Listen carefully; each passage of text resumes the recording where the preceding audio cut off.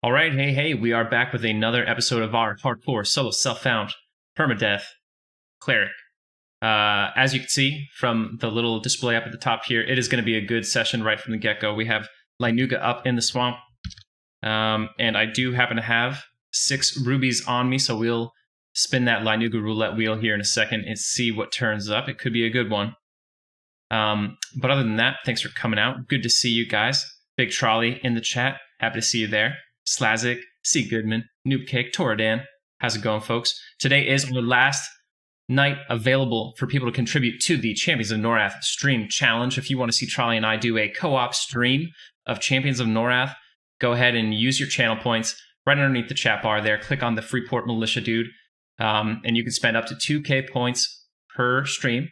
I think we are less than 15,000 points to go, so we are right there at the finish line.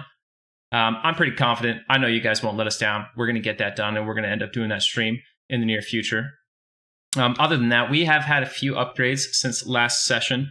If you guys remember, we left off, we were camping the Ancient Croc in Guk. Not the most exciting camp of all time, of course, but I did have him spawn twice. One was right before this session, and I killed him before starting the stream. I know that might be controversial, but I did get the sleeves and the legs. Sleeves first, of course, otherwise I wouldn't have camped them any longer. The sleeves are still pretty much an upgrade to me. They're only 1 AC worse than banded sleeves, and they do give me 15 more HP, so I went with that.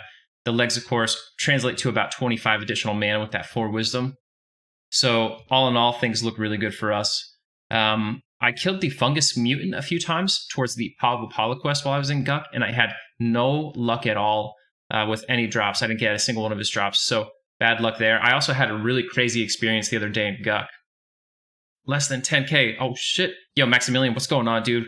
Rondell, good to see you. While I was in Guk, I was just running through. Most of the things in Upper Guk are like light blue, green to me at the most. So I'm just like, you know what? I'm not going to use a Cloudy Pot. I'm going to run from the fungus camp to Ancient Croc. If I get a big train, I'll zone it out really quick and then be on my way. RYTCH. Rich C, thanks for the follow. So anyway, I'm sitting around there just having a good time. I start my run. I get a few mobs, no big deal. All of a sudden, I see the old Froglock, Red Con, out of Everquest mob in there. He jumps on me. I'm like, oh shit. Try to strafe on it, but he casts Instill, high level root on me. So I'm rooted for a whole minute, and I've got a whole mess of Froglocks beating on me. I'm like, well, this is it. Gonna die on the Cleric off stream and have to tell everybody. I pop my DA and I just wait. You know what I mean? Like hoping for a miracle. The old Froglock, no joke, charms me. And then the train just runs, and I'm like, you know, I'm his pet, so I'm running with them. They go to the lower Guk zone line, and there's, no joke, an AE group in there, AEing Froglocks down, and I just come rolling out as a pet with my Ixar Berserker Club swinging on dudes. I ended up surviving, as you can see, I'm still here, right? But man, it was wild. It was a really crazy experience. 5-3-fold, what's going on, dude? No luck in Guk, right? I wish, man. It was crazy. It was one of the craziest things that's happened to me in EQ. Like, to be on Mangler too, where Guk is not super populated, and it just happened to be that time when someone was actually in a group for me to beat up as I'm charmed. It was awesome. Chin, thank you so much for that sub. Much appreciated. Anyway, so I had, right before we started the stream up, basically I had another Ancient Croc spawn, but there was a level 39 Necromancer in zone, and I was like, chances are I'll be stupid, I'll leave this up, he'll come over and kill it, and it'll be a bad look for everybody. So I just went ahead and engaged it right away, and we did get our pants. But with all that said, the only other big announcement I have is today, probably somewhere in the middle of the stream, a little bit later tonight, I'm going to take a moment to stop, and I'm just going to pull up my static leveling group spreadsheet that I use when I'm going to race 1 through 50 as fast as possible, or 1 through 60, whatever. And I'm going to go step by step for all the viewers, assuming, you know, like we'll start from 0. I'll assume you know, like, basically nothing about trying to level quickly. And we'll build it out. We'll talk about class composition, the meta, how to get above the curve, all the things there, and I'll show you every little advantage that I can eke out before the server even launches. And then we'll just touch a little bit on what to do the moment you get in the game.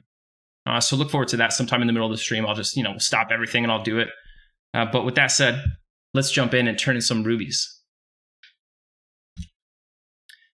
Keith and DeCrocy, thanks for the follow. Big No Mercy, thanks for the sub. Zaide for Partner 2021. Hell yeah, I like that. Metal Orc. Yo, Duskor, what's going on, dude? Good to see you. All right, so we're here with Linuga. I did do a lot of faction work to be able to turn things into Linuga as a human. We'll do this one at a time. Okay, we got an axe. I know I could save a lot of money by selling these. Oh, we got a hammer, so that's good. But I'm not going to do it. You know what? I could drop them on the ground, and they'll actually stay for a little while.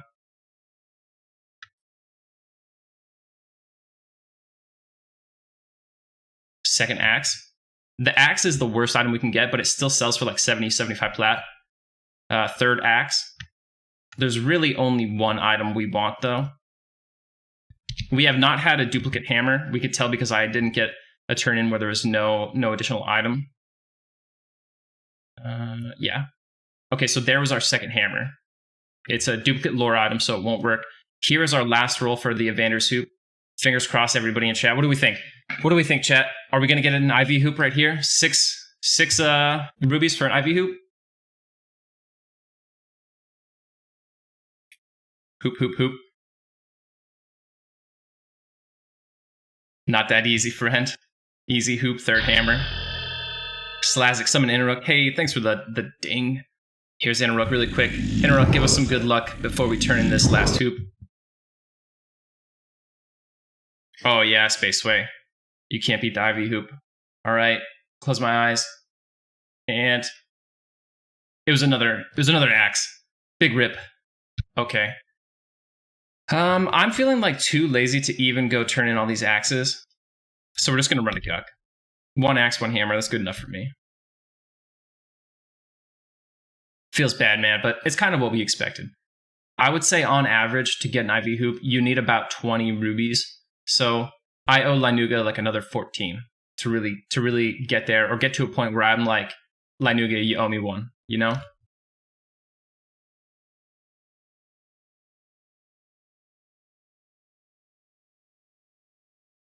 Yeah, Axial. You know, if I was on a more populated server, what we would do, because usually there's a lot of people who want to turn into Linuga, what we would do is we would pull her right to the vendor. There's like a neutral vendor set of trolls that sit on like one of those hand statues, and we'd pull her right there and just sell them on the spot.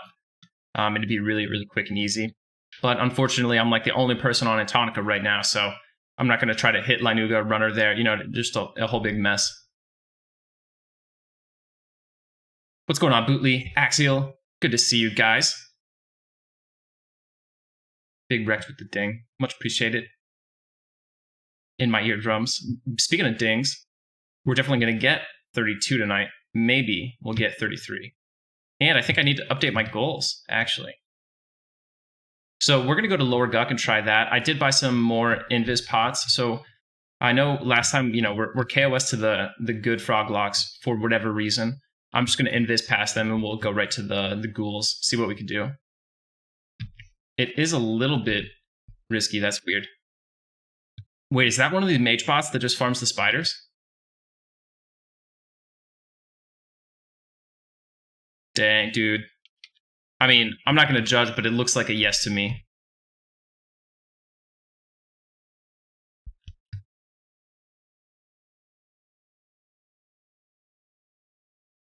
You know, there's something weird about that Linuga spawn, too. So, looking at her, normally Linuga paths all around and like fights newbie mobs and stuff. That one was sitting there, and I kept hailing her just to see, you know, because you want to hail her so she doesn't run off. But I noticed there was a few times when I was not like super diligent about hailing her, and she still didn't run away. So I'm thinking that there's something weird there. Okay, I should have invis, but I didn't. So we're just going to hope that none of these frog locks catches me with a root. Catch over rock. Let's go, Anon. Narc this guy like P99. Dude, if I petitioned Daybreak about a mage botter killing mobs, they'd probably come and like give him a free month sub. What's going on, Pitten? Versaire, good to see you guys. Versaire, Pitten, you missed it. We just blew 6 rubies on a Linuga. Ooh, thanks for the heads up, Pitten. I didn't even realize I wasn't playing music. Here we go. Get some music in the chat. Let me know if it's too loud. I doubt it is. I checked, like, I'm not even close to dubious with these guys. I'm scowling. I need like 700 faction just to get dubious. We'll be 50 before I'm not KOS with the live side frogs, and I've like killed one of them. Ryan, what's going on? Oslin, thanks for the follow. All right, so we'll met up first. And then once I'm pretty much full mana, we'll go out there. Yeah, it was expensive, you know what I mean? But it's not like I have anything better to spend my plat on, so I guess it's not a big deal. There's somebody else in this zone. For Dandy. I hope he's not doing the entrance frog locks here. It wouldn't surprise me, though, given his level. So I did get Symbol of Pinzarn, my new symbol spell. Honestly, the thing I like most about it is that the buff timer is 44 minutes now, lines up nicely with Bravery. It was always so annoying doing my old symbol like halfway through my Bravery buff timer. Follows the rules on EMU, yeah, definitely. Charlie is doing good. She's in the chat. Miss T. Mrs. T, how are you doing? Pitten wants to know. That's the worst part. I really like that P99 enforces their rules, but I wish TLP did a little bit better of a job. They might enforce them like days late, though. You know what I mean? I want to get J boots. I think I could get J boots pretty easily in a couple levels. What level is the? I don't remember what level the Ancient Cyclops is in South Row, but he's a lower level there, so I could more easily solo him. The problem is spawning him is kind of a pain because he only spawns at night, so that automatically makes him like pretty dang rare. Nighttime, if you don't know already, if for some reason you're watching this stream in 2021 and don't know this, nighttime is shorter than daytime in EverQuest, so any mob that can only spawn at night is automatically rarer. How far am I from farming Fine Plate? Versaire, I just gave up on that. It was going to be like a gargantuan plat investment. I didn't want to mess with it. I did it on the original Paladin, you probably remember, but like, man, it took a long time. And then you end up replacing almost every single slot of that Fine Plate except for like one or two things. So like, what would I use Fine Plate? Banded boots right now. So my hands, my boots, and that's actually it. Those are the only two slots that I would actually use Fine Plate in right now. And we're going to replace the boots at least, for sure. The hands I would replace normally, but I have a little problem here because pause revamped, so it's pretty hard for me to do the quest line for the gauntlets that my old pally got. Yeah, Tordin. 34, 36-ish. Okay. So 30. Abrupt, what's going on, dude? Good to see you. Yeah, that's another point, Axial. It is like very heavy. Extremely, extremely heavy. So I did pick human. My strength isn't terrible, like if I was a high elf, but certainly it is not good. So, all right, we're full mana here. Let's see what we can do. I forget if we have a live pather. We might have one live pather over here. Okay, Verdandi is evidently doing something over here.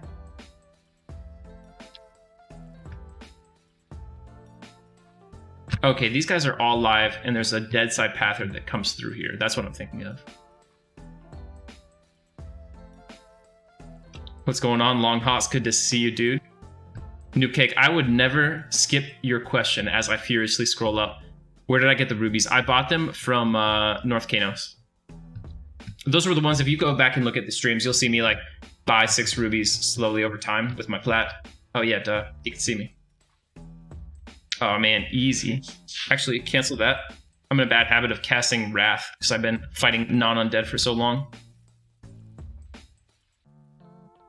Feels good doing big boy damage again.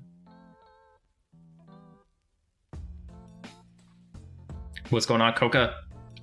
Maggot Face EQ. Thanks for the follow. Oh, Maximilian, thank you so much for the sub, dude. Appreciate your support. Maggot, are you the maggot? The maggot I know? Hey, look at that ghoul root. Thanks. Thanks, Shin Ghoul Knight. That's what we like to see.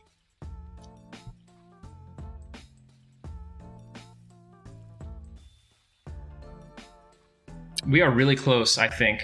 If we didn't just get there. We are at 98%. 98%. Less than 5,000 points to go.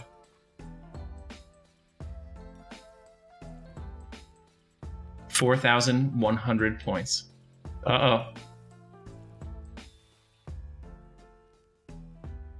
2,100 points. Within the next 2 contributions, we will have achieved the Champions of Norath stream. Yeah, Maximilian, that's why I didn't go high elf. I just can't do it. I really, really hate being encumbered all the time.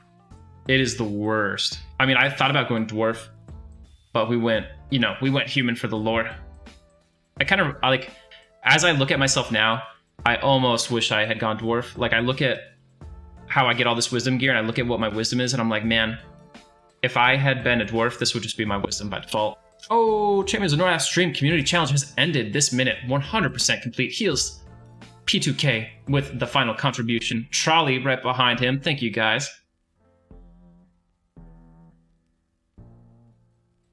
Doing big things. All right, I can't tell you 100% when we're going to do it, but I know it is now on the schedule. Lock it in. Be ready sometime in the near future to watch a Champions of Norath stream. We'll get like 20 viewers. Twitch is going to say, you will never be partner after this stream, sir. But really, I can't wait. I already have it all ready on the emulator and everything, so.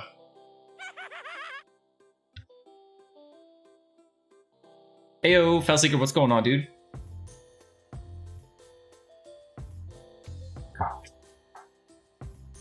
If you guys haven't already checked out my YouTube channel, I do have a YouTube. I think you could just do !YT or YouTube and it'll spit my link in the channel there. But if you watch every stream, no big deal. You won't see anything new on there. But if you miss some streams or you have to go early and stuff like that, I do put a lot of highlights on there recently. Today I've been putting a bunch of Trolley lore videos on there. So if you like to ask Trolley for her take, her very unique take on the Everquest lore, all that stuff is there. Should be able to calm these guys without much worry.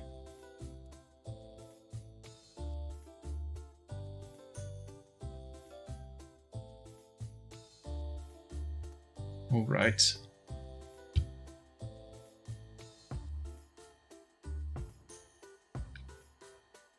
Perfect. The only risk I have right now is I don't know when the Pather over here was killed last, so he could just pop on me pretty much at any moment. It's getting real, Noxu. We're gonna get it. Thanks, everyone, by the way. Couldn't have done it without you. As always, of course. 500,000 points in less than 10 streams is big. It shows a lot of community support for the stream of Champions of Norath. I think it's gonna be a lot of fun. I haven't seen much on it. There's really not even a lot of videos on YouTube of it. So it should be a good time. How's the EXP here? Seems good. Hellshamtara, I remember seeing the commercials and hating the idea of a console version. Yeah. It's good, man. You'll see. Watch the stream and see if you like it. The game's also pretty dang cheap. The first one, at least, I think you can get on eBay for like 10 bucks. If you want to get the sequel, it's a bit more expensive. Dusker, I'll get your local lore in just a second there. Right, Sea Heal rotation plus China triggers. I was explaining Sea Heal rotations to one of my friends who doesn't play Everquest today. He remarked on how fun complete heal rotations sounded. He said Everquest players must really love doing those.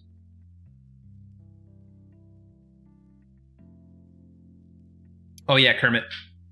We're going to be streaming it, not right now, but in the near future, we're going to be doing a Champions of Norath stream. I will advertise it well in advance on a bunch of streams and in my Discord. So if you're not in the Discord, join the Discord. But otherwise, I'm sure you'll see it if you're watching these streams. You know, we'll put out a firm date and stuff.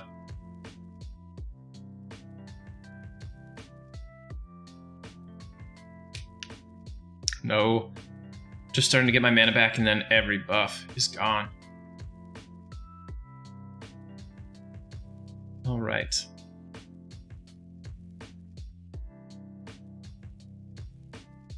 I need to say, like, SSF, asterisk, clarity is allowed. And just run clarity pots. You know what feels bad right now, guys? If we were a paladin, we'd be rocking a Ghoulbane. We'd just be shredding this zone. Liak, what's going on, dude? Hey, Liak, we're off to a good start. We started the stream by blowing 6 rubies on Linuga, and we got a big bag of nothing.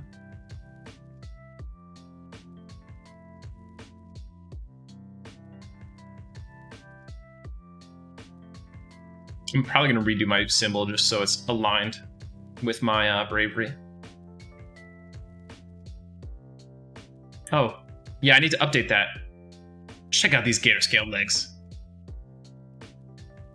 Hundreds of gators died in the pursuit of these items. We'll change this to Paw of Opala to make it official.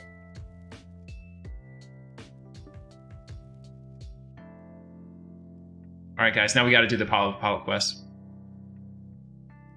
Alright, so our invisible necromancer friend is running through. He's probably gonna kill one of those. I'll just pick up the other one. Let's get guard on. So one of these mobs, I forget exactly how it happens. I think if I try to just lull the one on the right and pull the one on the left will walk into the one on the right and then path at me like a right angle, and he'll aggro him anyway. Not positive, but I think so. Specific lore blood sabers. Okay, so I got 2 lore requests. Let me jump on those really quick. Duskra, looking at Guck lore, right? It all goes back to the trolls.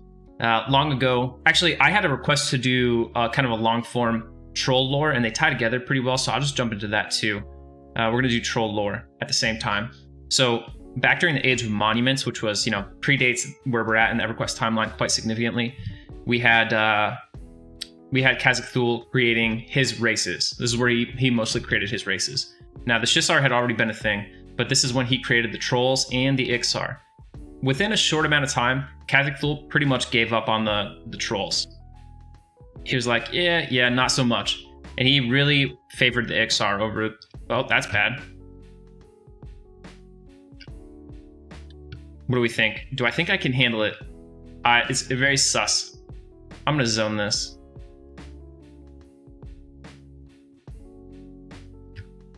So I was like, 2? I could probably take 2.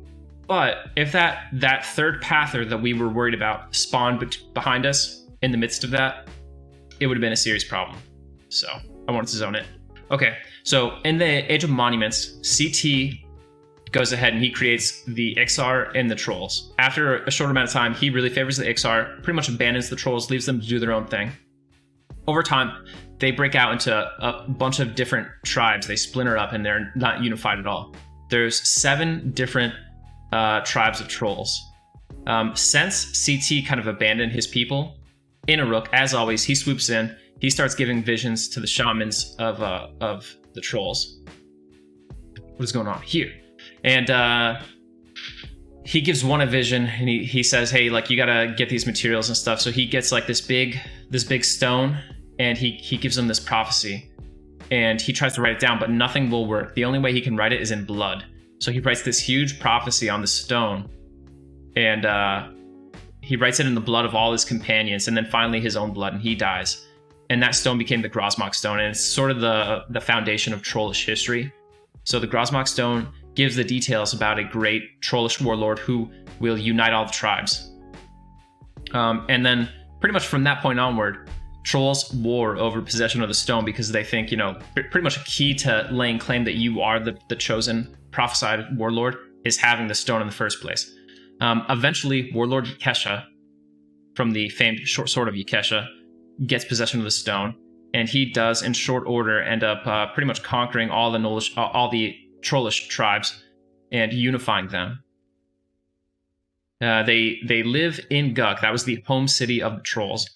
And if you look at the artwork on the walls of Guck, you can actually see there, especially Upper Guck, you could see that there's like images of trolls like torturing froglocks and stuff. So this is where they were originally. Eventually, Warlord Yakesha, lacking for a real opponent, starts to go crazy with paranoia. He hides in his castle deep in what we now know as Lower Guck on the live side. You guys have seen the castle camp. And he doesn't really come out. 2 trolls, or a band of trolls from the Broken Skull clan, which are the ones we associate with Yakesha, that area. The Legend of Yakesha expansion, or Legacy of Yakesha expansion. They come over and they steal the Grosmok stone one night. This causes a huge uproar. There's like a battle. In the midst of this, the enslaved froglocks also rise up. And all the chaos, and Warlord Yakesha is potentially defeated or missing, or no one can find him, something goes wrong with Warlord Ikesha, and all the Froglocks take over. The trolls are forced to flee. The Empire of the Trolls splinters, and they're spread out again, right? They're weakened again. They go and establish Grob with the help of the ogres, and the Froglocks, led by Hoptor Thagalum, who wielded, after that point, the short sword of Ikesha, which he claims to have taken from the Warlord Ikesha in battle. He wields that sword. They establish Guk as their home base. Eventually, another shaman who worships Inruk rushes into the depths of Guk many, many years later and calls on Inruk as she's getting overwhelmed by dozens of Froglocks. She calls on Inruk and asks him to unleash his hatred through her and to curse all the Froglocks. So what he does is he puts in, what's it called? Inruk's like Cauldron of Souls, and it pulls the souls out of all the Froglocks there, creating what we now know as the undead ghouls of Froglocks of Guk. Pulls all their souls out. They become undead. She dies too. And now the curse of undeath is just part of the Froglocks there, and it spreads. The life-side frogs have tried to stymie them and stop them from reaching the surface, right? But if you look in Lower Guk, just past the safe hall, if you go left from the safe hall, you'll see there's these mines down there in Lower Guk, and there are Froglock slaves. That's why the life-side frogs are kept as slaves in Lower Guk, is because the undead frogs are actually forcing them to mine. Why are they mining? They're trying to get a way out. Their goal is to exit Guk and unleash their undead plague on Norath. The good Froglocks, led by the Froglock King and the Shin Lord, are the only thing stopping that from happening, until eventually they dig their way out. That said, the biggest tragedy of all that is that if you kill the Ghoul Lord, the one who leads these undead Froglocks, he drops the short sword of Ikesha. So we know that the leader of the Froglock ghouls is none other than the legendary Froglock hero, Hoptor Thagalum himself. All right, Deskra, hope you enjoyed that local lore, and I hope that trollish lore, which we mixed right in there, was also pretty good. Cash Override, give me a second, and I will get you on that Bloodsaber lore. So, what can we do about the bedroom camp here? We got a Vizgul Knight, a Shingul Knight, and a Shingul Knight. What is this con? Dark blue. Is there like a wizard or anything here? The biggest concern we have would be a wizard. It looks like there are no wizards in the room, so we might be pretty good. Mr. Jones, we never see the live side and undead Froglocks fight each other. I think that is a game design thing, though, because it would be pretty game breaking if in a zone like Lower Guk, where there's hundreds of Froglocks on both factions, you could just try to kind of train them together and wipe the zone out.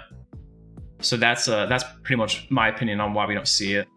I think I'm going to need Soothe here because Calm is like 30 seconds. Yeah, New Cake, to get Lanuga faction, you've got to kill the other Froglocks. She's on the Pirate Froglock faction, so you kill like the Froglock Slayers and stuff, and that'll improve your Lanuga faction. Oh, by the way, something we saw just there a second ago when we had the bad lull. It's not like P99 where a bad lull will solo pull something for you. Instead, on this server, a bad lull actually gets you social aggro. Those just ran off. I assume they're after that Necromancer. We assume correctly, which means our boy here is open. So I want us to go up and engage him directly in melee combat really quick, because if I pulled him across the lanes here, there's a chance that he would aggro the mobs in the next room. Socially, we don't want to deal with that.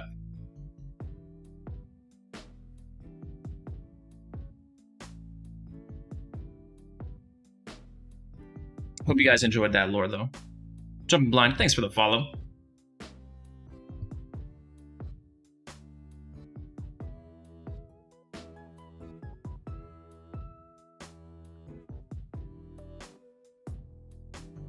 Guess who ran into Tox?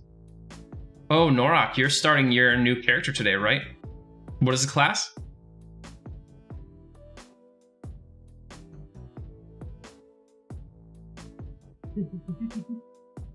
Erudite, Shadow Knight. Dude, you're like the opposite of Trolley. She's doing that Erudite Paladin. Why am I binding? Over 72%. Can't bind. I'm like borderline breaking the SSF rules by being so close to Verdandy. Oh, you ran into Trolley. Nice. I didn't even know she was playing. All right, cash over right. So we want some Bloodsabers lore. Okay, the Bloodsabers are a cult that worships Pertoxilus. They're a human cult underneath the Kanos, the city of Kanos and the aqueducts there.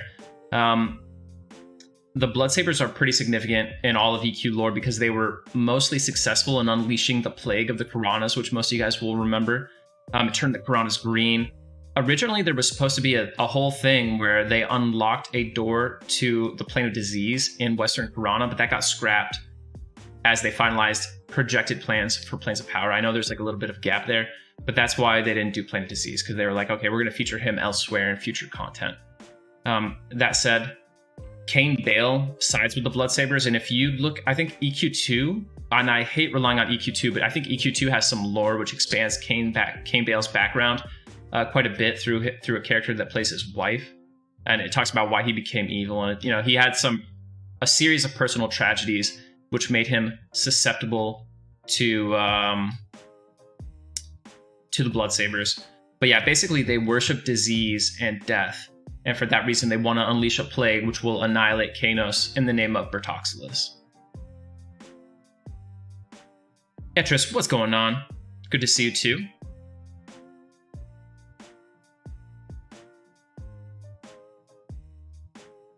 Maggot says to hit me.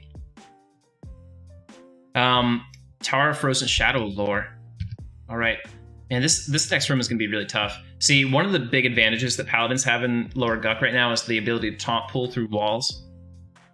These guys are going to fuck me up because there's like 3 bats in here.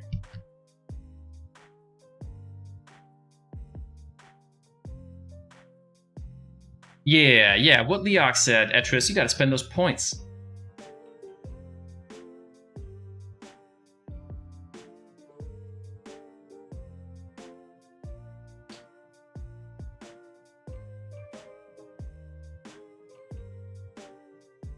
I can't just be giving away my lore for free.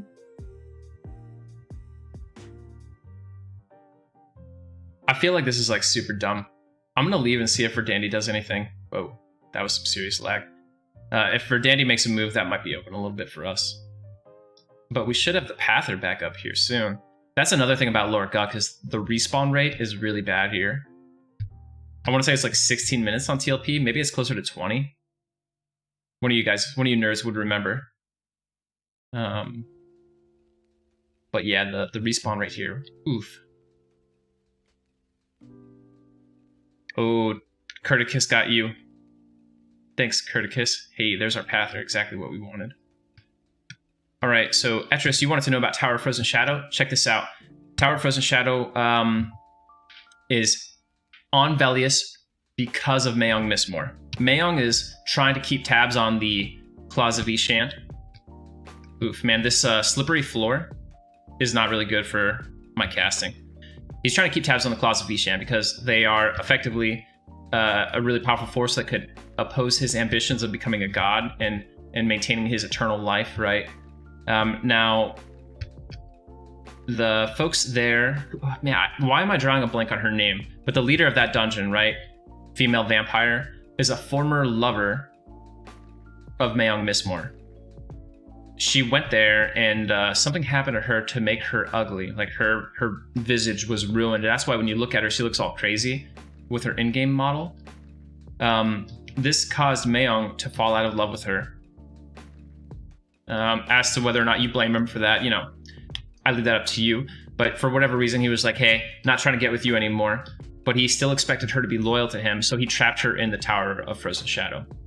Now, she's got a weird relationship with him where she hates him for rejecting her, but she loves him and wants him to start falling back in love with her.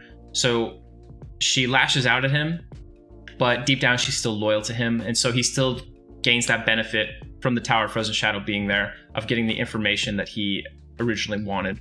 There's a little bit more lore to it with like a whole wedding theme and everything that was supposed to happen there. But I am not confident enough about the specific details to just go right off the top with it.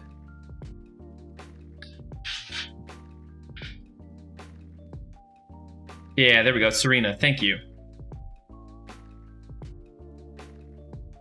Big Norok in the chat with the deets. Mayong was supposed to marry her, but she had to become a vampire first.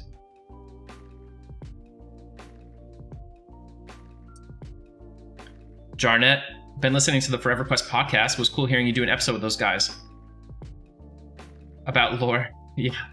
I wouldn't name any guilds that we oppose, because I try to put all that behind me, right? But yeah, it was fun. And that was definitely one of the guilds that we dealt with a lot. Oh yeah, Heels, are you on Mangler? Because I know they just unlocked DODH recently. The Mayon fight is one of the best fights that I've done in EQ. I think it's a lot of fun. Oh, okay, so I didn't even know that EQ2 like revisited it. Yeah, I really love Depths of Dark Hollow as an expansion. I'm a big fan.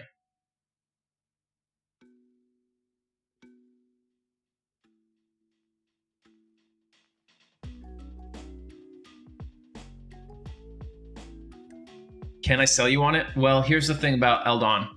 You can't sell me on Eldon, so I doubt I can sell you on it. I would rank Eldon pretty low. The things I'll say about it is, when I was a kid, it was pretty fun, if a little bit confusing. And conceptually, I think Eldon was a bit ahead of its time in what it brought. But it was sort of spiritually opposed to what Everquest had been up to that time. You know what I mean? So it was a philosophical shift for the game, but it did kind of represent the future of what the MMO genre was going to do generally. All right. Oh man, what's going on, dude?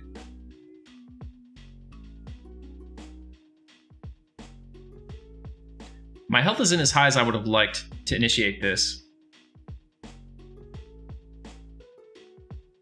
Okay, this moving around here thing needs to stop.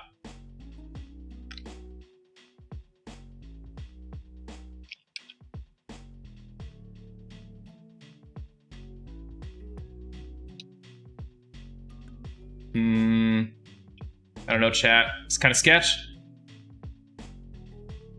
Poof.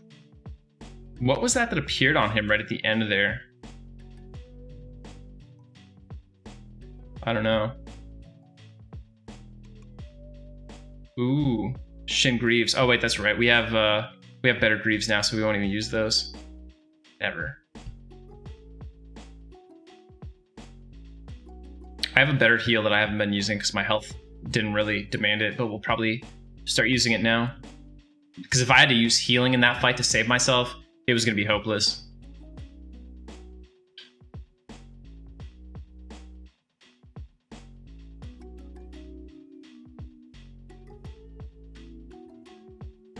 Yeah, Eldon was cool back in the day because like it was easy to get a group. Like you just literally stand in that tent in your local area and cycle through them really quick. But in so many ways, it just didn't feel like EQ up to that point did, Now, I'm actually a really big fan of Legacy of Yakesha. Where's Frank? Frank in the chat? I kind of agree with where Frank puts LOY, crazy enough. Frank puts LOY in like the S tier. One of these days, I'm going to pull up the tier list creator, and we're just going to do like every expansion where I rank them in the tiers. But yeah, I put LOY really high up there. And I'm not crazy about augments either. I think it would have been cooler if they just had like good loot, you know what I mean? Rather than the big focus on augments at the time.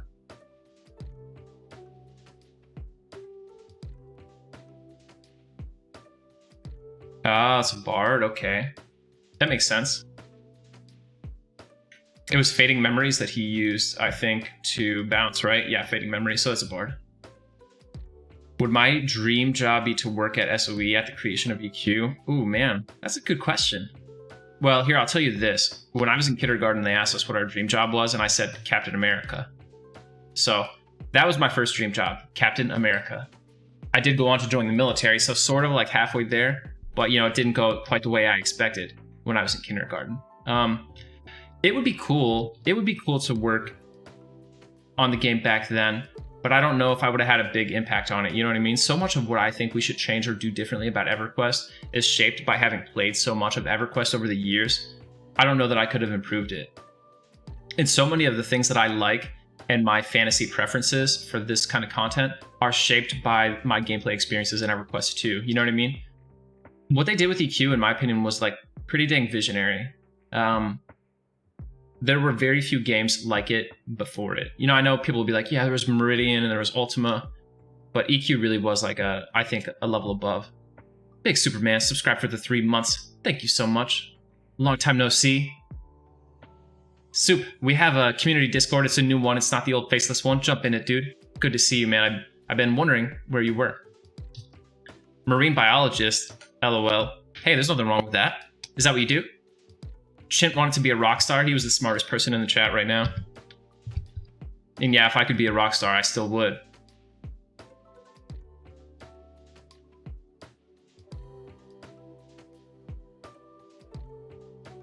Tier 3. Wait a second. I forgot how tiers work. Superman, tier 3 is huge. Many thanks, dude. And welcome back. Now I really need to make some tier 3 emotes. Leok, at least as far as I know, no one has offered me any Super Soldier Serum yet. But, you know, I got a few more years, so I'll hold out hope. Hey, Rect. Maybe there's something to it after all.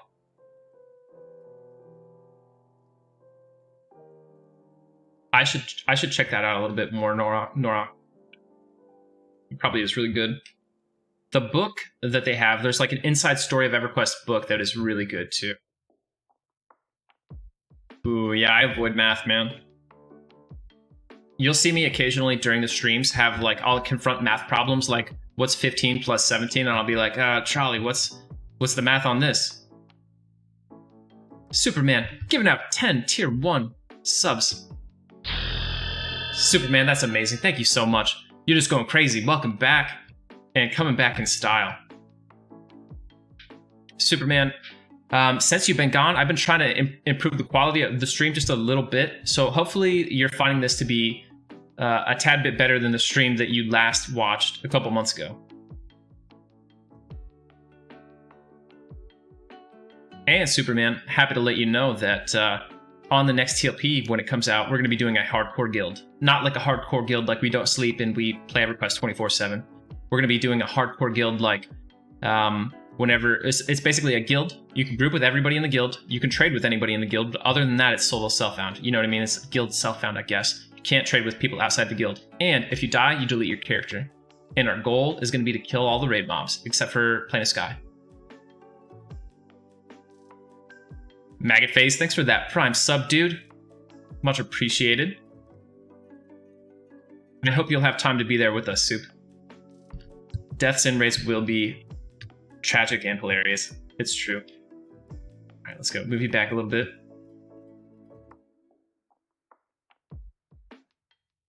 I wish there was an undead zone that had nothing but hags in it from Unrest.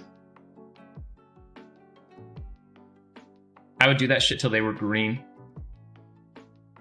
Oh, did we lose our book? Okay, no, there it is. If you bandolier, that bandolier trick I always show you guys, if you do the bandolier trick at the same time that a mob dies, and you have auto loot on, it'll just delete your item, at least temporarily, but sometimes more than temporarily. I guess we call that permanently.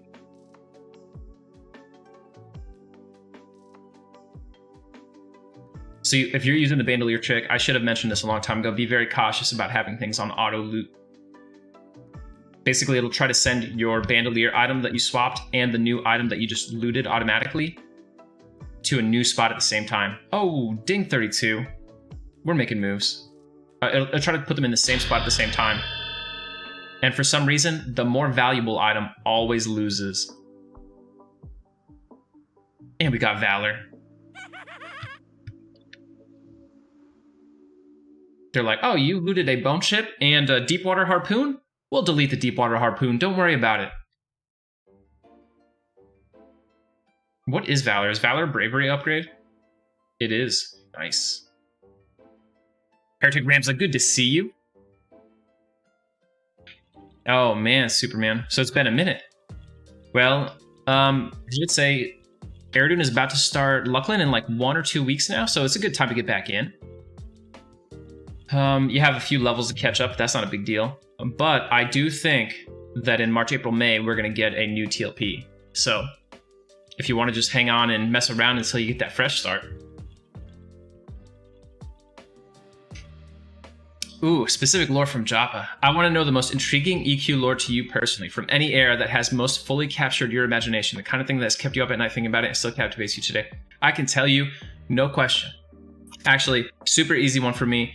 The sleeper lore and all of the lore of the Claws of Vishan and how that all went down, ever since I started playing EQ and started hearing about it, was always the most fascinating thing. I distinctly remember, before Twitch existed, before YouTube existed, when the only person that 9-year-old, or actually Velius, 10-year-old Zaide could talk to was his mom about Everquest. We would go on walks and I would just babble incessantly about the sleeper and how I was one day gonna kill the sleeper.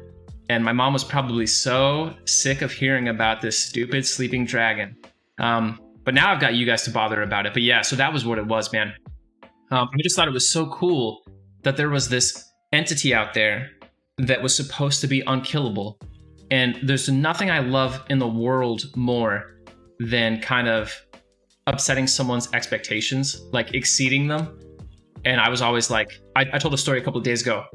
One of my first paladins that I ever made in EQ, as soon as I made him, remember you used to be able to right click your thing and type little things in here? What I wrote was like, I am Jelib, that was my paladin name, and I am going to kill the sleeper. I think I said slay. I probably said slay. I'm going to slay the sleeper. Spoiler alert, if you guys haven't ever seen it, I did one day fulfill that goal.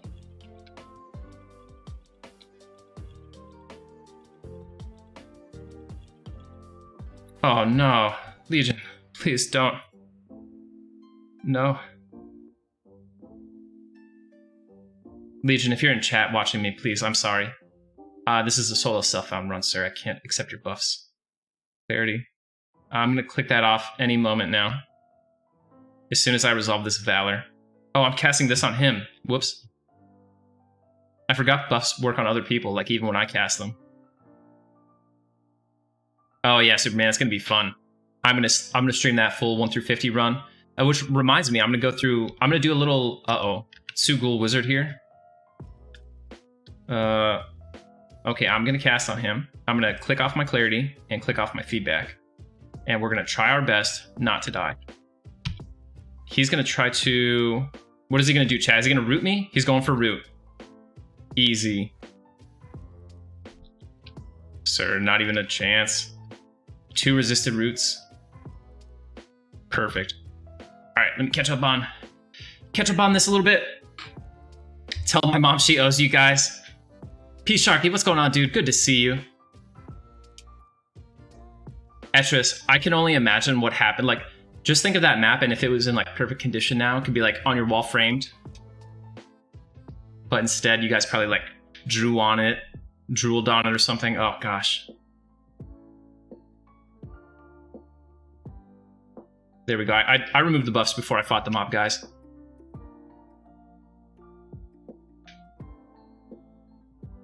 Delete, asterisk. I had 3 ticks of clarity on this character. It doesn't count. So I think I've woken the sleeper 3 or 4 times. Sharky, SSF is going awesome, dude. Asterisks in the chat.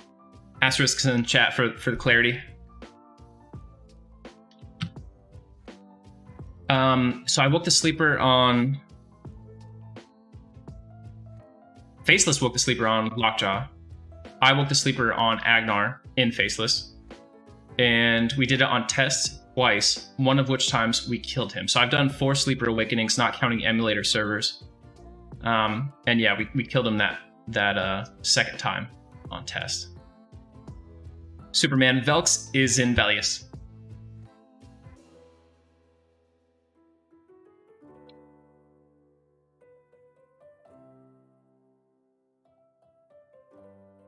All right, I'm gonna give this guy a second to split so I don't have to deal with them again.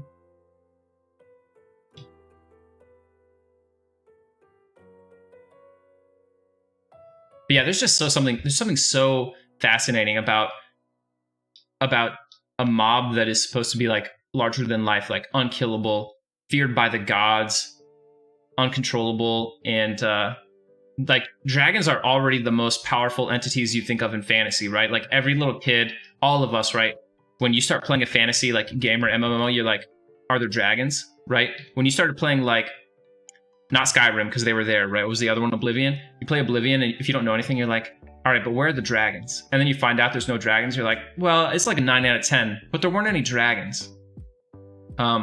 So EverQuest, of course, there's dragons and it's so awesome. The first time, everybody remembers the first time they saw a dragon in EverQuest, right? Like you go into Vox's room and you're like, oh shit. Like first, if you see her, she's already aggroed on you. And second, you probably died shortly after that unless you're with like a big guild. But it was so cool. And then you find out that there's this thing that even the dragons are afraid of. Even the god of the dragons is afraid of, and she made laws against it. And they couldn't kill it. With all their forces, they couldn't defeat him. They put him to sleep, and he's out there. And Jalad Dar's Shade is going to trick you into waking him up. It's just so cool. Officially Rydog. This is on a TLP server, though. It's getting close to live at this point. Really, it's not, but it's on Mangler TLP. Medusa, what's going on, dude? Good to see ya. LOL camping. If any of you guys in the chat don't already know, when we woke the sleeper on Agnar, we woke him 22 hours after the server opened Velius, and we deleted all the loot the moment we got it. So very little Sleeper's Tomb loot existed in the world. There was an alliance of guilds that formed up on Agnar, and they did some instanced Sleeper's Tomb content, and they had a smidge of Sleeper's Tomb loot. But by far, I would say that of any TLP ever, except for maybe now, yeah, I think they woke it super fast on Eridion. So of any TLP ever, at that time, Agnar had the least Sleeper's Tomb loot in the world. I think Agnar technically did still have the least loot because Eridion, I don't think they deleted the loot. They kept it and they killed 4 warders. Whereas only 3 warders were killed by the Alliance and loot was kept. Really meaningless distinction, though.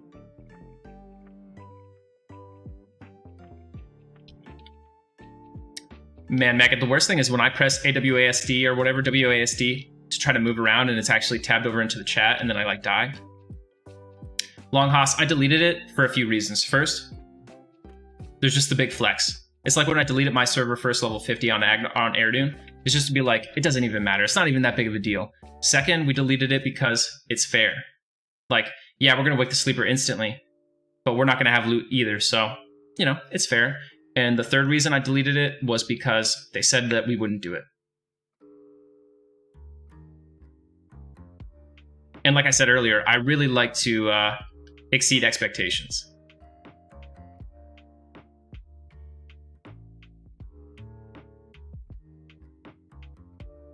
Yeah, Eridion was actually the fastest sleeper awakening ever at this point.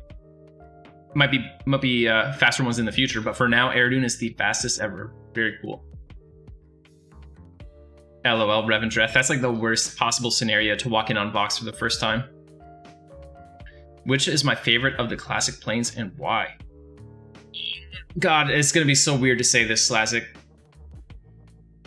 Maybe Plane of Sky? Maybe. So, Plane of Sky rating, I feel like is kind of ahead of its time compared to EQ. Like, it's still not a great zone. It's still not the most fun thing ever.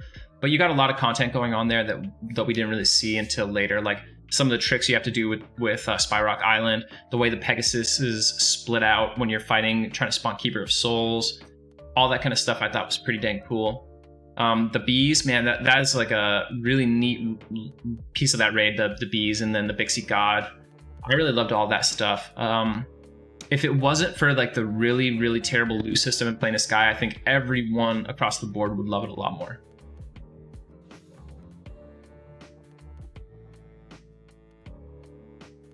Well, Joppa, I am excited to hear more about Rocknil Thamos and the Emissary. I hope I pronounced that correctly.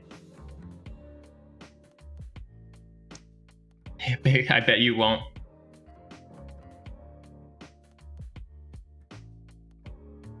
Ghostface, exceed expectations. Oof. I'll try one day, sir. I think Plane of Fear is cool. Honestly, all the classic planes are pretty dang cool. I wish Plane of Fear was like a little bit more jungly. I wish it was bigger. You know what I mean? I always feel weird in Plane of Fear. Like, I feel like if you're in one corner of Plane of Fear, you should be able to just kind of like yell. and CT can hear you on the other side, you know what I mean? It doesn't feel very vast. I don't want to mess with any of that over there.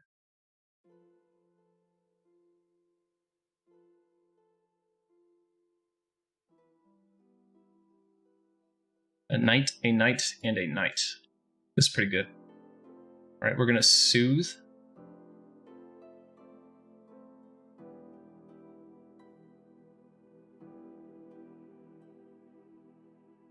Okay, we got 2. And please get out of the water.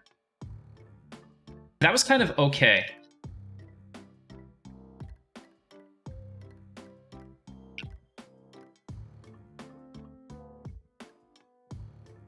All right, folks, we got our slow mallet on standby if I need it here. It's possible.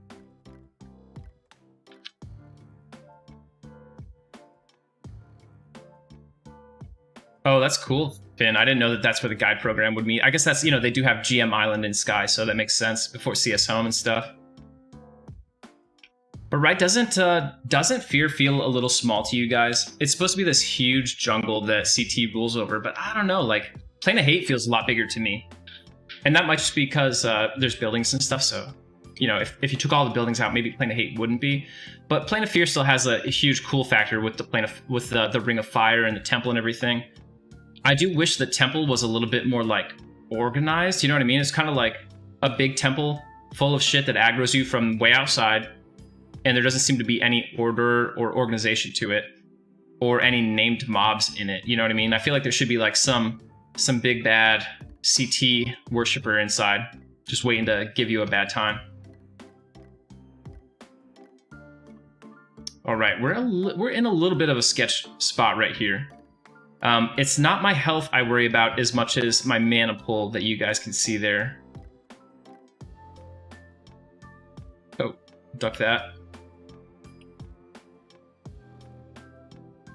That's why I was hitting them with Wrath.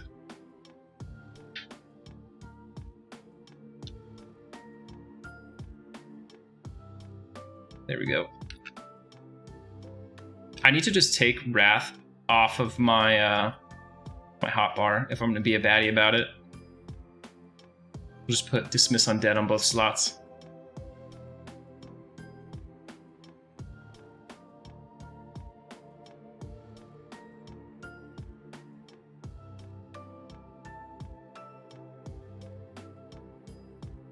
Yeah, so if you guys don't already know, I know like a lot of... Oh, that's really bad for us. What we're going to do here is we are going to click this Invis Potion and run to the zone line. For those of you guys who are watching and don't realize, I'm also KOS to the Lifeside Frogs, so there's not a lot of safe space here for me. I think Sleeper's Tomb loot is overrated, not that great. But that said, if you want to raid Sleeper's Tomb and you've never had an opportunity to, maybe you are primarily a P99 player, if you go to the TLP servers, especially when the new one drops in, you know, March, April, May, this time of the year, sometime in spring, there is an Agent of Change, which spawns an instanced version of Sleeper's Tomb. So you could go raid Sleeper's Tomb to your heart's content. It doesn't matter if you're in the bottom guild or the top guild. Right now, they still do have it set up so that if it's whatever the state of the Sleeper's Tomb is in the open world, that is what it's reflected as in the instance. I would hazard a guess that within 2 TLP cycles, they will change that. If it's not this one, they'll change it on the next one. So that with the AOC, you can simply request whichever version you want of Sleeper's Tomb. So you'll be able to see it even in the pre-awakened state as a casual guild. Yeah, Leok, hopefully we won't make that mistake again.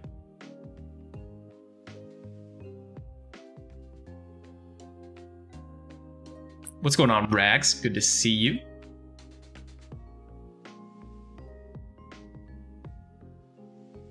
Yeah. So it's actually a lot harder to convince guilds to keep the sleeper asleep now with the instanced content on TLP servers. So on Lockjaw, Faceless, right, pretty much the same guild, the same organization at its core that woke it in 22 hours on Agnar. On Lockjaw, they kept it asleep for 8 months. I think it's the longest it was ever asleep for on any TLP server, 8 months. And then they woke it as part of a server-wide joint raid. But the reason they could do that is because without instance content on Lockjaw, the guilds could very tightly control where keys went, and they could rotate them once it was time to rotate things. When literally any group of people who can put together 2 groups can go kill Zlantikar and start farming keys the moment Valius unlocks, it's a ticking time bomb. Experience has shown us with Mangler that if you do not wake the sleeper, eventually a boxer a couple weeks into the server is just going to go wake it. You know what I mean? Because it's really easy to do it, to be honest. ENF, thanks for the follow. Much appreciated. So it's that, like, I forget what the theory is called, right? The gamesmanship thing. Like, you're in a constant race. You want to wake it, or if you don't wake it, you risk letting someone else wake it. And I guess there really is no value in waking it other than like a little bit of ego. Greasy Mitts, thanks for the follow. Right. Noob Cake, so the Troll Slayer and the Slayer Captain spawn north-south. Well, I don't know where they spawn, but they path north-south all the way down, like from the top corner. They go all the way down past Guck, all the way down towards the guards. And they swim in the water a lot. Right. Well, Ghostface, it's one of those things. If you don't get it, I'm not going to be able to convince you. You know what I mean? I'm not going to be able to persuade you that it was a flex. But if you do get it, you just get it. And everyone's got their own opinion on it. That's totally okay. We don't have to agree.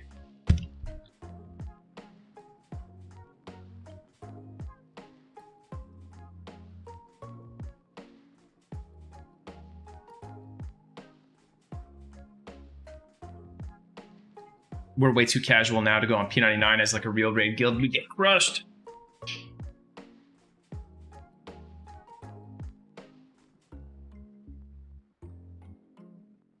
Is my chat lagging? I don't know. I'm seeing like updates like a minute late from my activity feed versus my chat. Medusa, King's Orb coming up.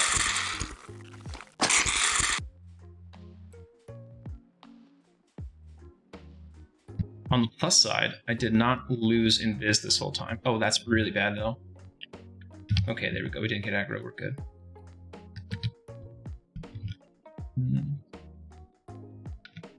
I want to get him, but I don't want him to aggro me in time for this Shin Knight.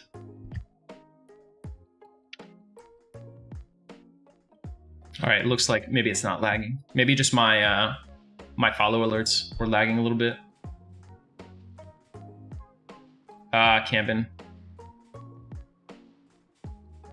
Luckland was fun on Agnar too, though.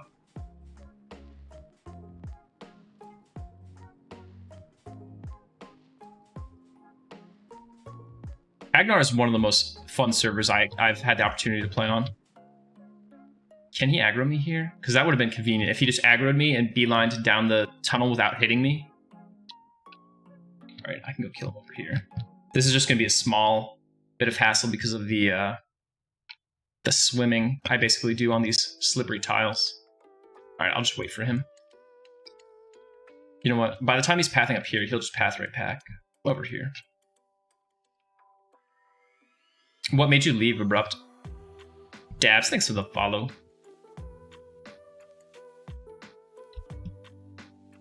I hate Planes of Power so much, dude, that I think I like showed up just like to say hi and what's up, but after Luckland I was out. And I knew I was out.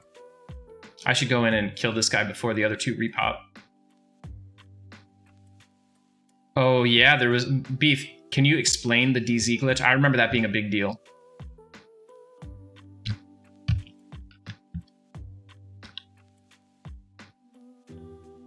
Zalo, Sleeper is not the son of Nagavin and Vox. Nagavin and Vox seek to make a new prismatic dragon. And that's why they were banished from the Ring of Scale and imprisoned in their respective lairs. According to EQ2 lore and the EQ RPG books, they were actually successful. Lady Vox does have an egg, which can't hatch in permafrost, but will one day presumably hatch. But Carefrom was born of an unknown female dragon and Dozakar the Cursed. And that, of course, is why Dozakar the Cursed is cursed.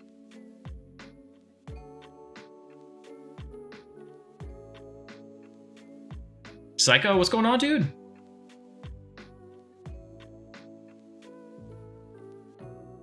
I don't know. Gnome Warrior is kind of swaggy. Yo, Hannah with the Wood Elf Warrior. Zalo, I don't know if they're canonly dead. I don't know, because they're in EQ2. So, like, at least as of EQ2's timeline, after the Sundering and the destruction of Lucklin, they were still alive. Magic, what's going on, dude? Good to see you. And Nagafin and Vox used to have custom shouts that they would do in their zone when the Sleeper awoke. So at least in the Velius timeline, after Jaladar tricks the mortals into waking the Sleeper, it's assumed that Nagafin and Vox are still alive. Though video games in general, especially MMOs, get really, really fuzzy about things like when mobs die. Because if you look at classic lore, we also killed Lady Vox in order to steal the Crystal Claw of Vishan for Alcabor for us to get into Plane of Sky. So, like, it's weird because it both happened and didn't happen at the same time, and we just have to put our blinders on for that part and accept it, you know? We just have to press the I believe button. Nah, Camden. Honestly, man, EQ is just so easy that you don't have to push people like that.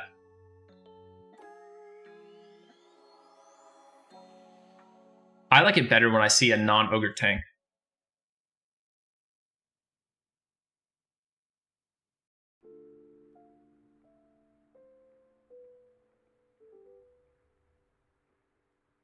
Oh, yeah, I remember that beef.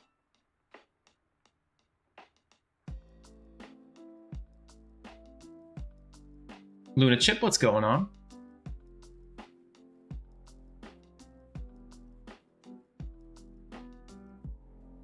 It would be Maggot. And I mean, for all we know, it has happened, right? But it takes a long time for dragons to reach maturity, so maybe it's out there, waiting for the next expansion to feature it. The problem is mortals have already shown that our power level is high enough to stop a fully powered like Terraform, you know what I mean? Because we did it in one of the later expansions, Secrets of Fade, where with the help of the Crusaders, we put Terraform back to sleep. So at that point, do you really worry about yet another prismatic dragon, potentially weaker? I guess he could be potentially stronger too, but yeah.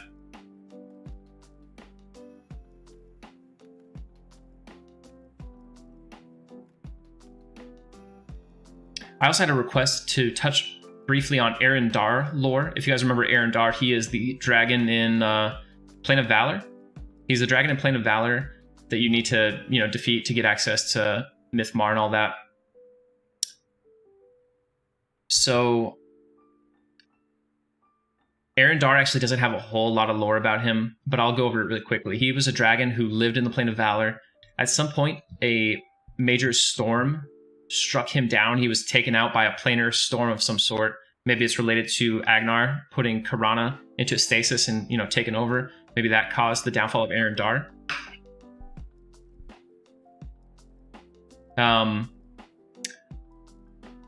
But Arendar was basically, if not killed, like mortally wounded by this storm. And while he was down, it said that like planar maggots burrowed into him and caused him to become evil.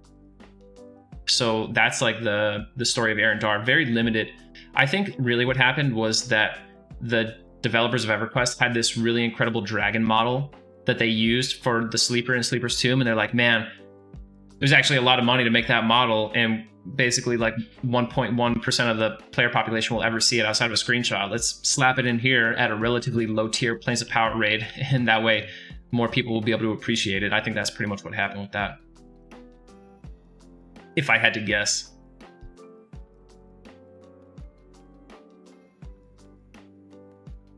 I'm not sure, Camden. Cash, I don't. I focus really on like the early lore, maybe up to like Depths of Dark Hollow. At a certain point, this thing happens where like so many different writers have been involved that I feel like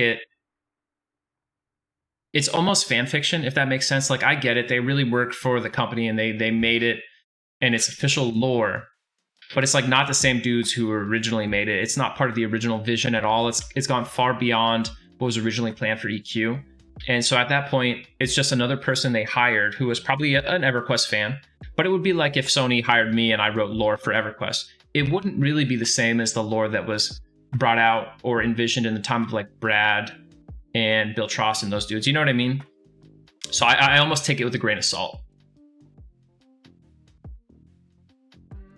Longhouse, I don't think so. I mean, they did just come out with an expansion like a month or two ago, so there's relatively fresh content, but every expansion is defeated by multiple guilds before the next expansion now. Right, Cam, and you're like, I remember when I saw Aaron Dar's model for the first time, I was like, oh, this is really weird.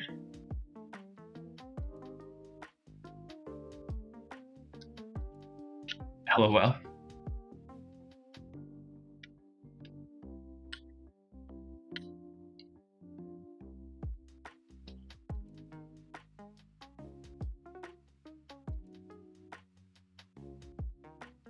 We've got to have a spawn here soon.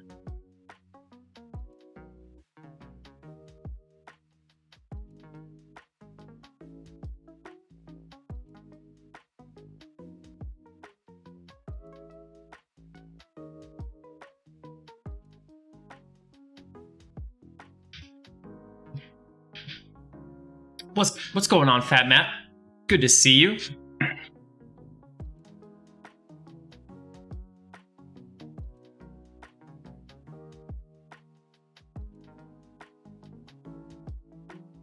Hey, Ark, long time no see. How you doing, dude? Ark, do you plan to play on the next TLP server when it comes out? You're gonna do a classic race? Classic and or Cunark Velius Luckland race if they launch another solo? Oh shit, Forehead's in here.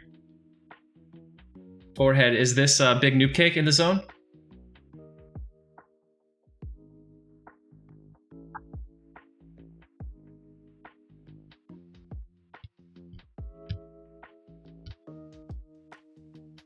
I knew a name like that was you. I had you pegged.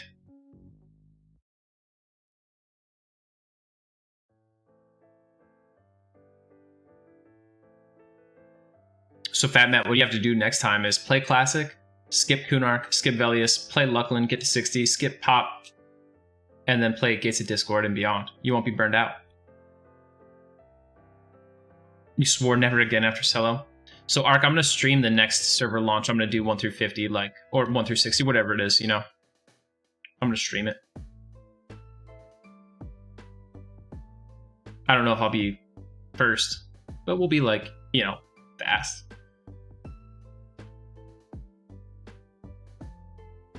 We'll do our best. Ghost, who were you on Cello, if you don't mind me asking?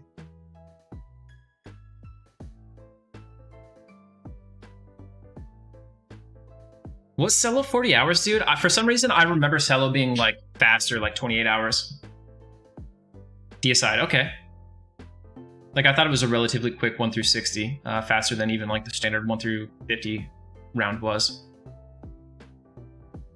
Nitsud, why did I hate Pop?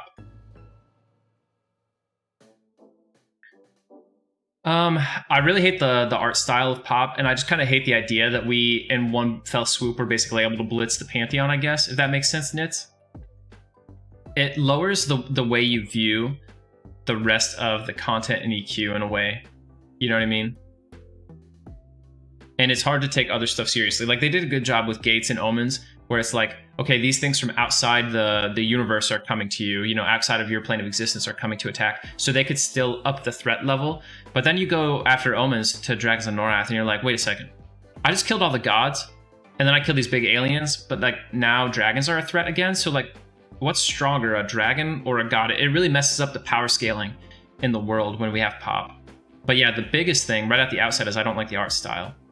I know that's probably nitpicky, but you know, it's just not my thing, I guess. Playing through Planes of Power with your friends is the only good thing about, you know what I mean? Like, the guild is the only good thing about Pop, in my opinion. I have fond memories of Pop with TFO and stuff too. But if you remember, TFO did Pop like when I was moving between bases. So I actually missed a chunk of Pop with TFO too.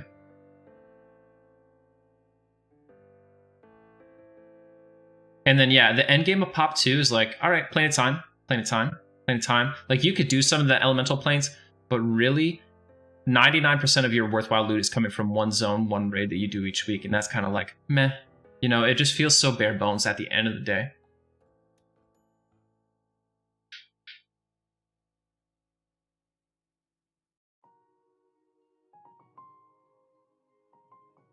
And every time I've ever done pop seriously, I've come in at level 60, heavily geared. I have a group, and we really quickly get 65. So I've never even got to really enjoy like the group game aspect of Planes of Power, unfortunately. Like I've never had to sit down and kind of just pug through some zones or even take a lengthy trip through 61 through 65, you know what I mean? Right, yeah, you're right, Rect. Like there really was just nothing there except for a bunch of books, right, scattered about the world. I agree with you, Ghostface. I love TACV. I love all of Gates of Discord, but I especially love TACV and TextView. Quivik. Okay, these guys are pissing me off. Where are they at? Oh, the outside spawned. So these guys have to be soon-ish then.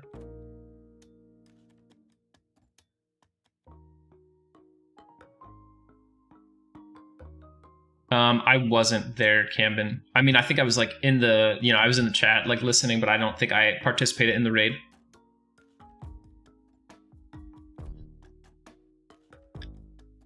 Maybe I was. It's all a blur. I remember being there for like Relisec and stuff.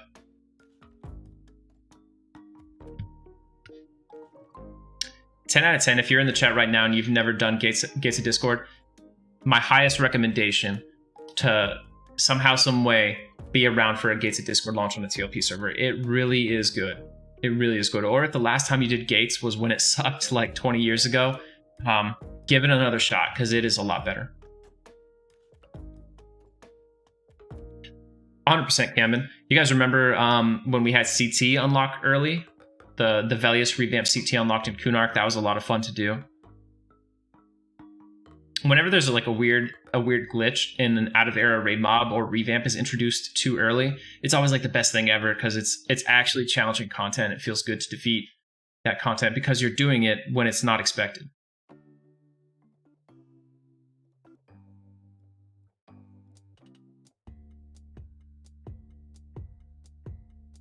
I think TFO we did the revamped Innie a few times during Lucklin, and that was fun. He drops like 65 tier loot, you know what I mean? Should join the guild coffee talk with host Linda Richmond. If I get an invite, Forehead, I will accept it.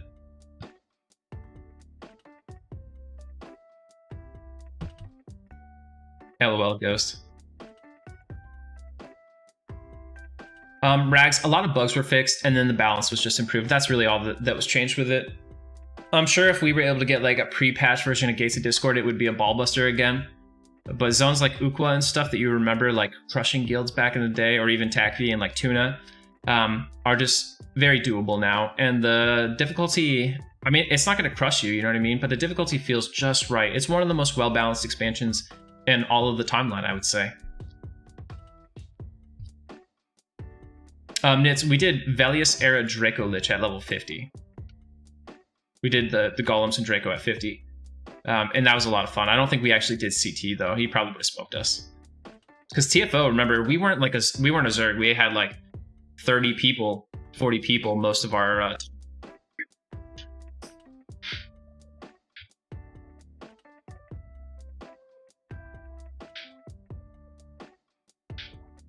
What are we even doing here? Like, can I get a mob, please? Prathen, come back and spawn these. Anybody. J-Chan, where you at?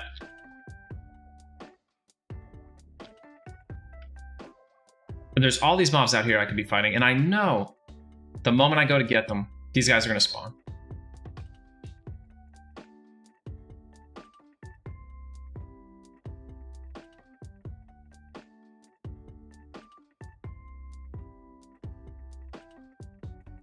Oh yeah, Lockjaw was fun in the beginning. We were super lightweight early in Lockjaw too. If you remember, like, we did a lot of raids with like 20 to 30 people in Lockjaw. And of course, this was before Mitigation of the Mighty, so it was totally realistic. It wasn't like a 20-man slog. We didn't get bigger until we faced more competition and we felt pressure to recruit and level up more boxes and stuff. Man, Rect, that is a smart idea. Too bad I'm the dumbest guy in the room right now.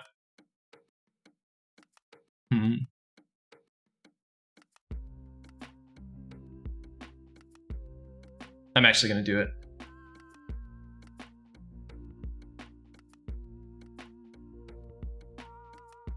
It fizzles. Oh god. My skill. Oh. The timing.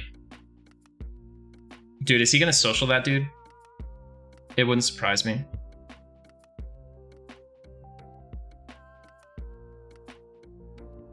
So we basically DPS race these guys down. We have a very limited time before this next one spawns.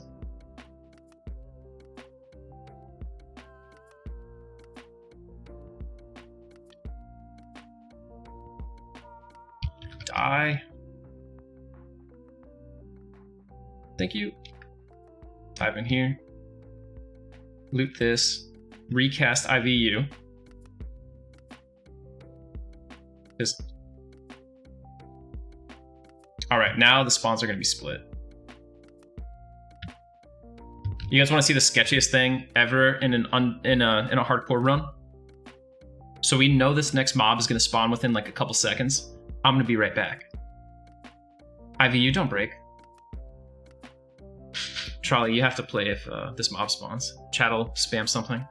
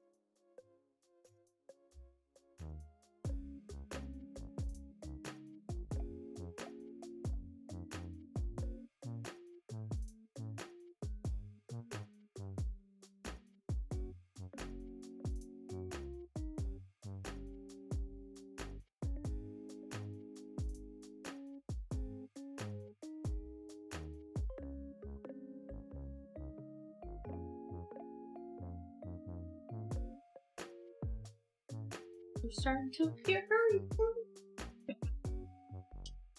No, I'm not joking.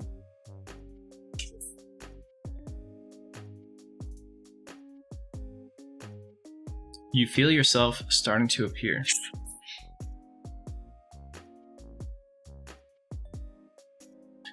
Alright, our guy should definitely be back. I'm back.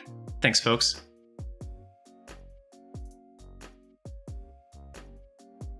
This should be a big enough break.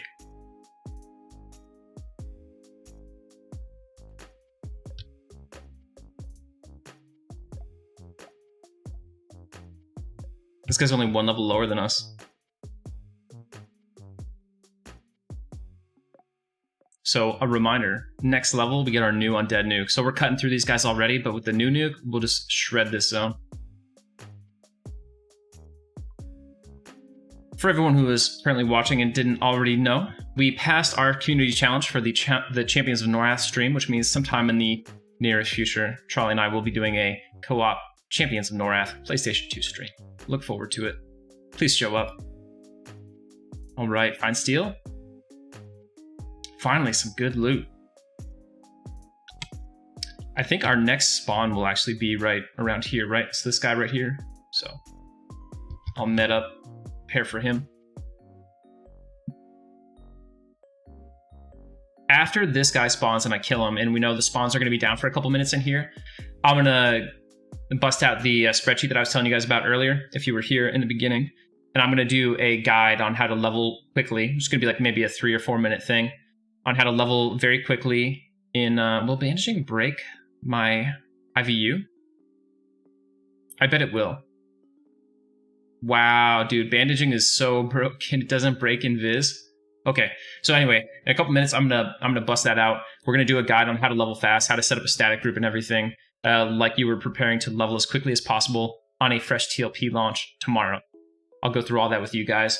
And I'll start it with like basically like 0 knowledge level. You know what I mean? If you're just like a normal Everquest player who's never tried to race really hard before, we'll start right from the 0 and we'll go all the way to the point of launch, maybe a little bit after launch. And I'll talk about all the little things that I do to eke out that extra advantage before a server launches. And, you know, hopefully it helps you guys in if you decide to try to not even just race, but just to level a little bit faster on your next TLP launch.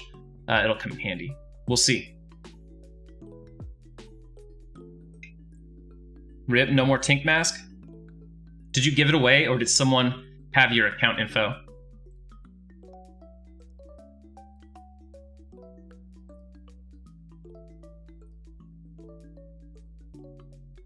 Yeah, that makes sense. Like if you know you're not going to play in a long time or ever again on a character, because you know we always log them off for that last time and we say I'm done playing EQ. Makes sense to give it away. Do I know how the Fabled spawns work during Anniversary on TLPs? They do them in tiers, so depending on where your expansion is in the timeline, you might get some Fabled. And then you're just really, really likely to see the Fabled versus the normal mob if there's a Fabled version. Even raid mobs. I think especially raid mobs. So much so that it's kind of annoying if you're trying to do shit like on a lower level character sometimes.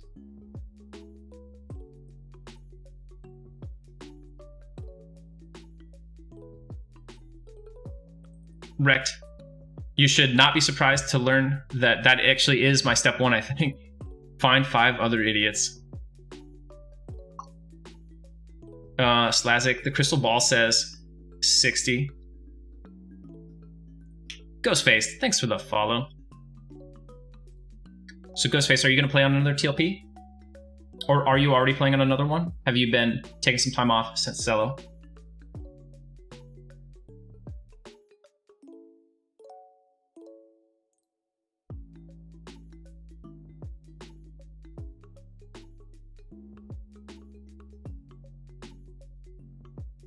Any day you want to spawn, Froglock.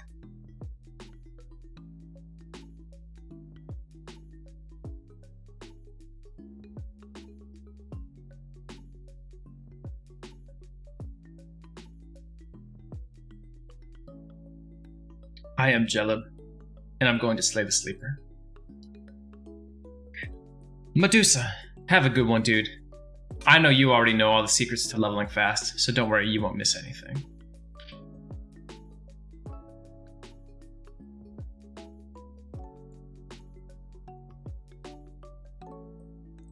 Nah, Ark, you just have to recruit someone who is dumb enough to agree to be those classes.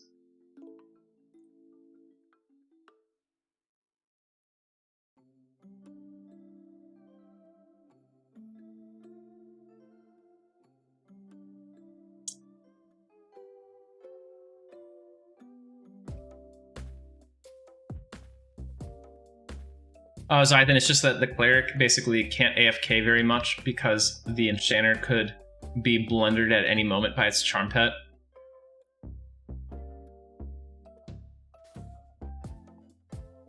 Hey, here we go.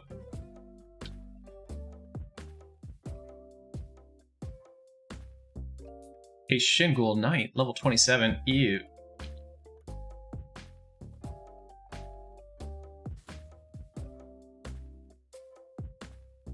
%. I think we're definitely gonna hit 33 tonight, or we'll die. One of the two.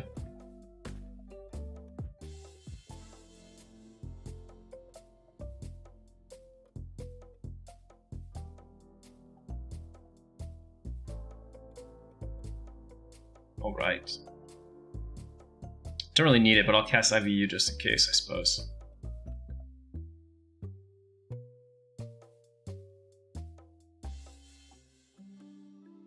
Oh, yeah, I mean, if you're talking about, like, after that, for sure. So how many hours was that? Like I said, math bad. Yeah, it's about a little over 24.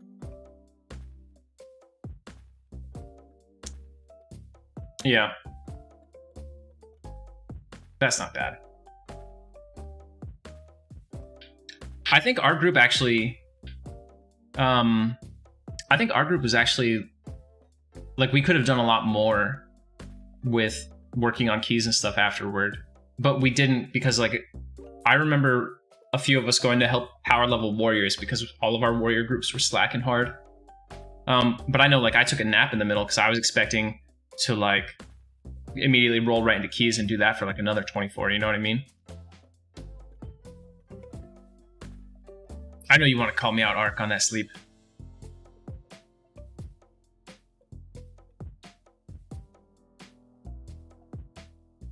Dude, if only I had played a warrior instead of a monk. If only. Appearing already? Come on. Camden, you never asked. You never requested one, dude. Alright, so let me pull up the spreadsheet really quick.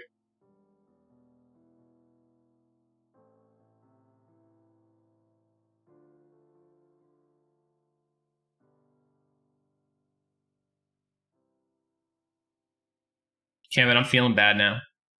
You have successfully guilted me.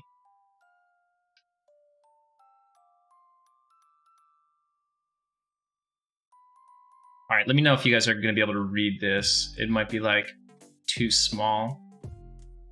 All right, can you guys see the spreadsheet all right?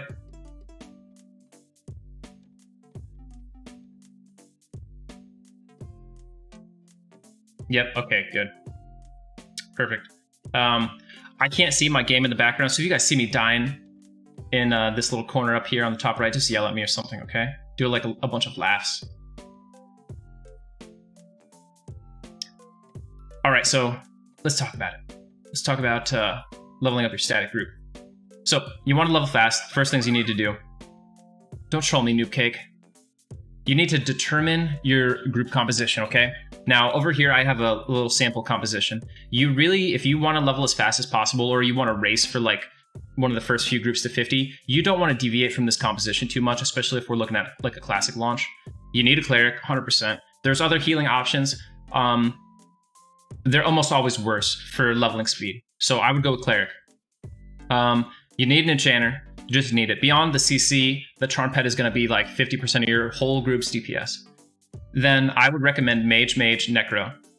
Depending on your route, it could be somewhat disadvantageous to have the necro, but even when you're not doing undead charms on your route, they have snare and a few other good abilities that make them pretty worthwhile.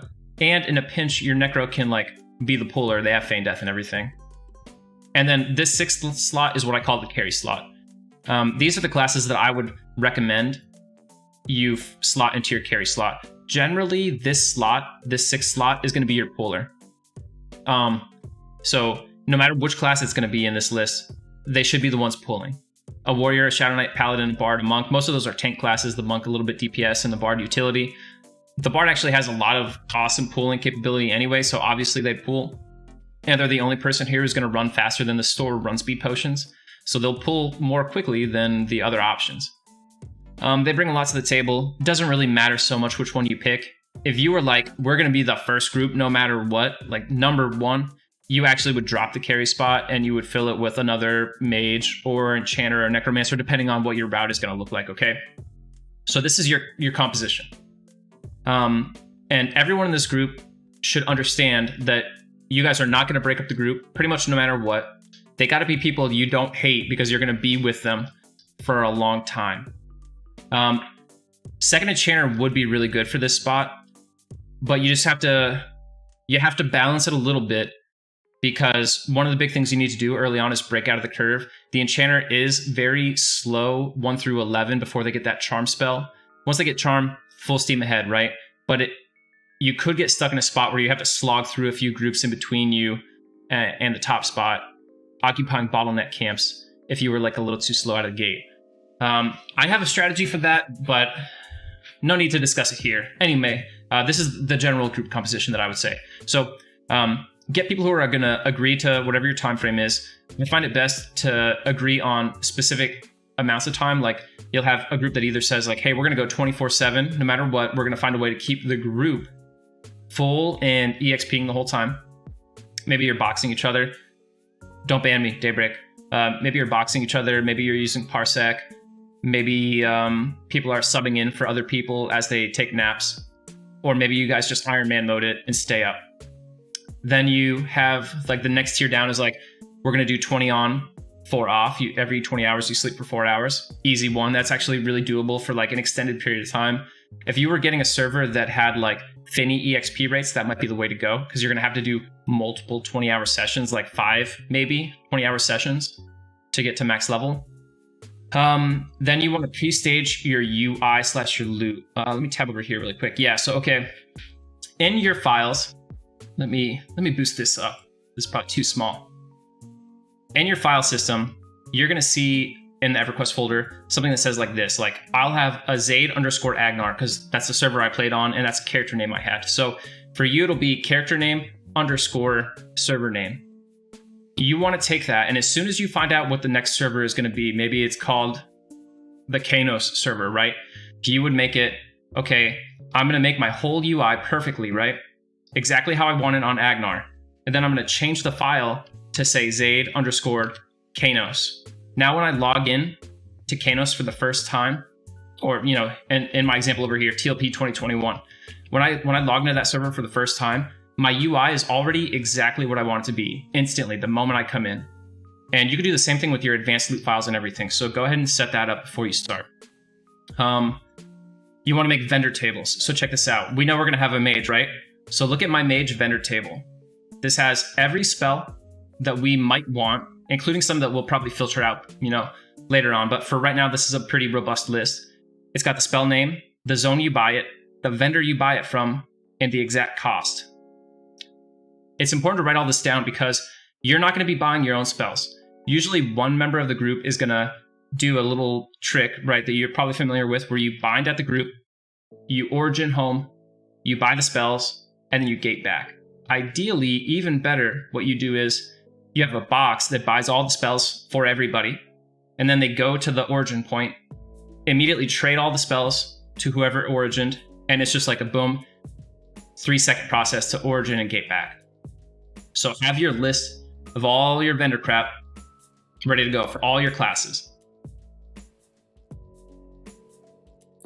So that's the spell delivery and everything. If you have certain spells that you do not get in your home place, like mages have to get some spells from Ocean of Tears, enchanters have some spells at High Keep. I don't know that we care about those spells. I don't remember. Make sure you have a way to coordinate that. Ideally, someone with a box or someone outside the group is going and hunting those spells down for you, so you don't have to lose any time from the grind. Plan for sleep, already talked about that. Practice. Okay. Leveling route. Yeah, we skipped that one. So let's look at a leveling route. You want to have a really hard set leveling route, and you want to do your absolute best to not deviate from it. Because when you're in a spot and you feel like, oh man, this EXP kind of sucks, it's slow, we should move somewhere else. Once you start fishing for better spots, you really start falling behind for 2 reasons.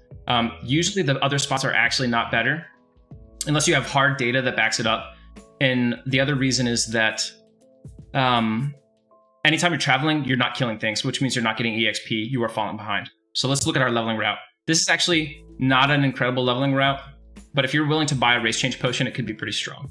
So this is our sample leveling route. You start in Kanos. So that first level, literally just from level 1 until you ding 2, you're fucking around in North Kanos, killing random mobs. Or you can exploit the bar quest in South Kanos. More on that at another time.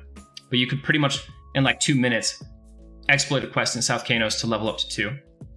As soon as you get level 2, your mages get their new pet, their level 2 pet. You take that group with all the mages and stuff, and you immediately go to Blackburrow at level 2. You go to Blackburrow for the Zem, and you start rolling through the zone.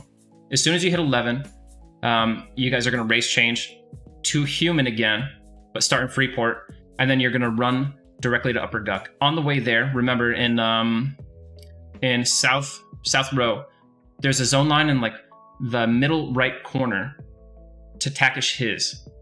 On a TLP launch, that zone is not active. So when you jump in there, it automatically ports you to the Inithul zone line. Right by Inithul. So you just jump in there, boom, you're instantly at Inithul. If you want, you can go to the Eldon camp. Everything will be gone except the Soul Binder. So you can bind really quick there. Not all your classes will have bind yet. So bind there, boom, run in, go to Guck. Your first camp in Guck is going to be spiders, and then you're just going to work your way through charming shit and clearing all the way to the Elgug zone line. As soon as you get 25, that's when you get a mage pet spell. Most of our camp movements are based on enchanter, charm ability, or mage pet benchmarks. So Elgug, you get a new mage pet spell. That's when you bust in and start bedroom. And then you stay there until about 44. Maybe you could leave as early as 42 because Elgug gets a little bad in the 40s. And you start Ocean of Tears goblins. Hopefully you're saving research materials this whole way, because at 46, you need to be able to get, Arc, what's the spell? I'm forgetting it. Allure. You need to get Allure, and that's the only way you can charm Zoo. Alizusaur, the big dinosaur on Goblin Island. So you get that. If you are the first group with Allure, if you're the first group at level 46 on Goblin Island in a Classic Rush, you pretty much have it won unless you do something really dumb at that point. So that's your run. Other little tips that I can think of right off the top, as soon as you spawn into the world, the first thing you should do is find the nearest NPC you can attack to suicide yourself to get into your newbie zone and actually start killing mobs. Remember when I talked about how you can preset your UI? You can also preset your hotkeys, which means if you know what your name and every character in your group's name is going to be, you can have a hotkey that is literally 6 lines of invite so-and-so, invite so-and-so. So you press one button, everybody's in the group. So that's my little guide for you on how to successfully try to set up your group to rush 1 through 50 on Classic launch. Hope you enjoyed it. We should have spawns here soonish. What time did we kill these? 36, 32, no. 28. So we have a little bit of time still. Right, yeah, the worst is you can't sell your newbie robes anymore. We used to sell robes so we could buy our pet spells first. We didn't have to run back to town. But now, they nerfed that. They nerfed that like 2 servers ago, I want to say. Oh, actually, it's probably been longer than that. It's probably been like 4 servers now. Yeah, you skip all the research pets except for the enchanter. Everything research-wise goes into the enchanter. At the end of the day, if you've got a little bit of extra research, you can buy some pets, or not buy some, you can research some pets. But it's very sketch. There's a few spells you might want. I forget them. They're usually in the Necromancer line that you want to splurge for. And the only way you'd really have extra research materials is if they had a quaff. A quaff is something that they sometimes sell with the 40 slot cash shop bags. Buy your power, hooyah. But if you buy that bag, it'll give you a quaff, which is like you get 50 combines or 100 combines of a trade skill and you cannot fail. And you always save that till you're about to level 46. And then you pop it and push research as high as you possibly can to get a shot at making a lore.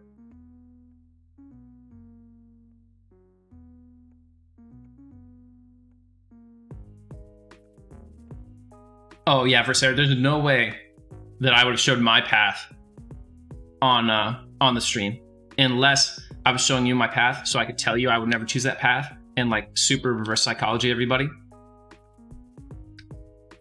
Yeah, I think you're right, Arc 2. We did like some minor spells like that. Nothing crazy though. Nothing that changes the game, really. No, I don't think so. You pretty much are using the level 2 mez for almost the entire run.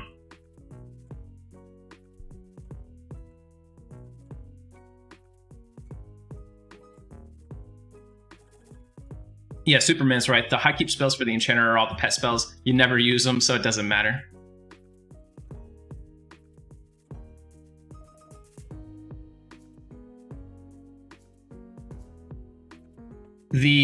Okay, so here's what I would do. If I was going to do a group that had 2 enchanters in it, this is what I would do. I would level that second enchanter in a totally separate group for levels 1 through 11.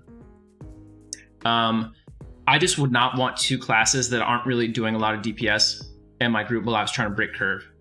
So I would basically have like 2 groups, 2 static groups simultaneously. And once we hit charm, the groups do a little switcheroo and I trade them a mage and they give me their enchanter. And that's how we would work it.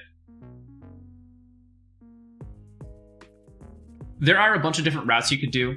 The route I just gave you guys is actually a good route. If you can convince your group to do a race change, it would be a very competitive route, I think. Because I don't know of any other route that gets you into a dungeon at level 2. So you would be the fastest group to hit a dungeon zem, and you would never lose the dungeon zem the entire grind until Ocean of Tears.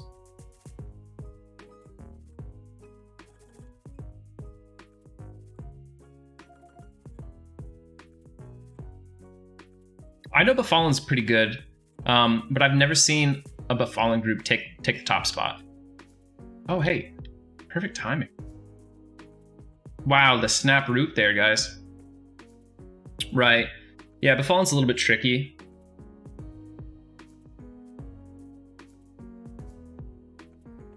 For 99% of groups, all paths are ultimately going to lead to Guck. If not upper Guck, then lower Guck. Like if you wanted to do like a strong Necro route, you would go Unrest at like very early, like as early as 15 on Unrest, maybe even earlier than that. And just as soon as you get the Undead Charm, you start double Charm, right? Because you have your Necromancer and your Enchanter both charming, and you don't leave Unrest until you're ready for lower Guck. And that way, the vast majority of your time playing, you have 2 charms, but you didn't have to sacrifice the lower DPS, right? Because the Necromancer has a pet even at level 1.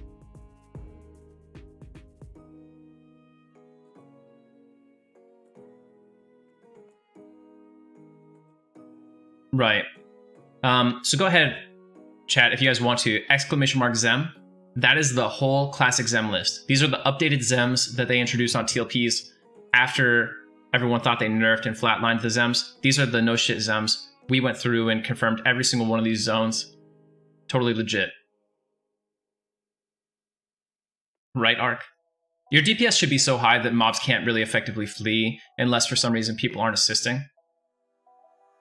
The Kunark Zems there are a work in progress. I think I was lazy. I didn't finish them all. So, hit or miss. But the classic Zems, those are on point. The only things we don't have are like Paw, I think. I might have actually gone back and done Paw. But if a zone got revamped later, I didn't have an opportunity to test it before Aerodune launched. Because, you know, it's revamped, so I couldn't try it anymore.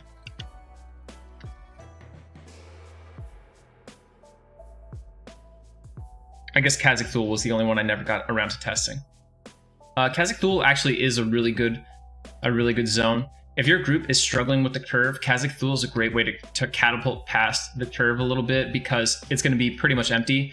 And if you're in that curve, remember you're fighting other groups for camps. So you don't want to be in Guck fighting for like 15 mobs. You could go to Kha'Zix Thul, do gators and stuff, and pretty much have the zone to yourself. And you might be able to slingshot around some of the groups that you were stuck in the same leveling spread as. Yeah, Pa had a pretty bad Zem. But the ones to look at there, Unrest, 46.6, very high. Najena, 53.3, very high. Permafrost, 46.6, very high. Upper Guck, 40%, a raw 40%, very good. Worth noting here is that Soul B and Soul A have a slower respawn time than Upper Guck and Lower Guck. So if you are not literally the first group in there, you take a heavy hit by choosing those over the Guck route. Because respawns are slow, right?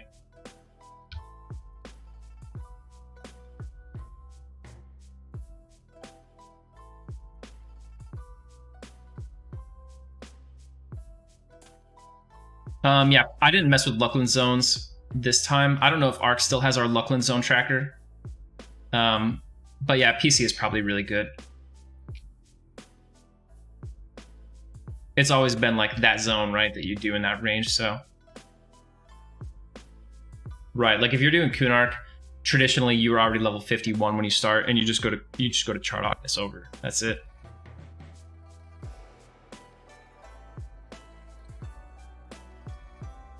I do remember PC being super good, like feeling really good at least.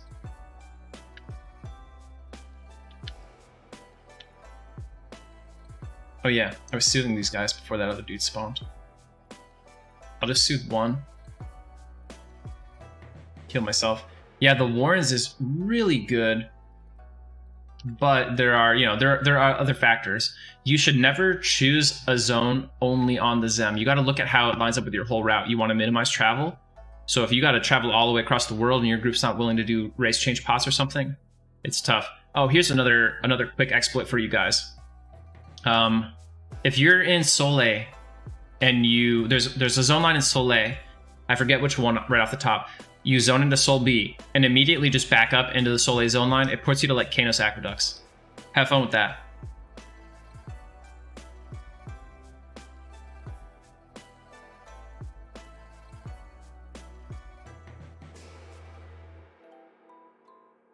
It's the lava one. Okay, so Ark knows it.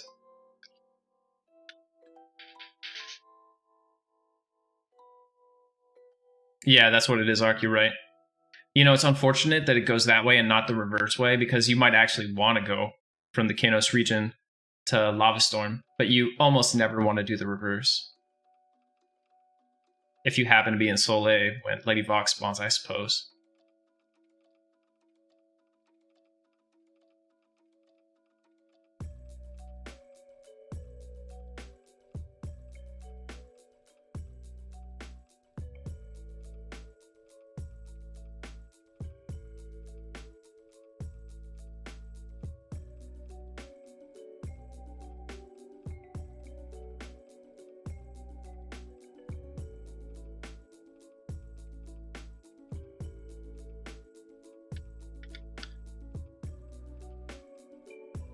And yeah, if you agree to be like the enchanter for a static group, make sure you bring your P bucket or something. You get a total of 60 seconds AFK time, 1 through 50.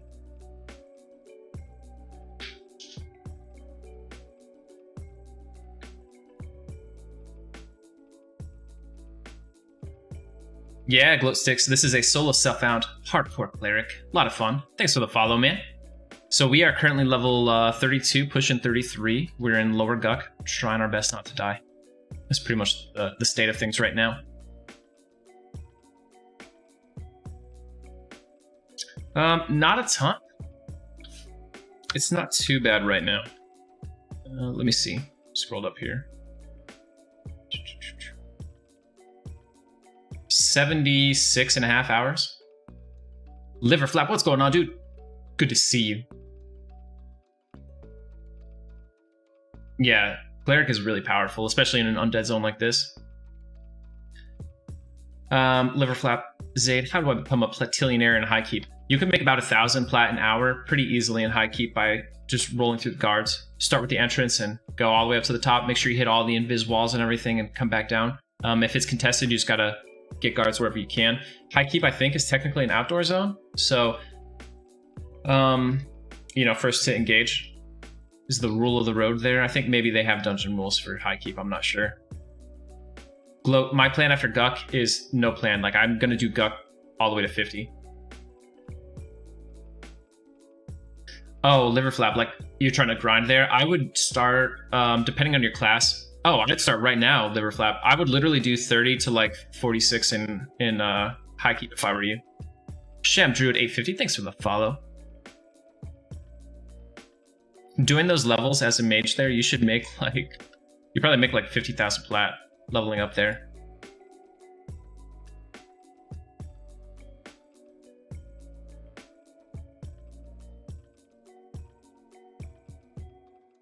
Uh-oh. Oh god. This is like the worst thing that could have happened.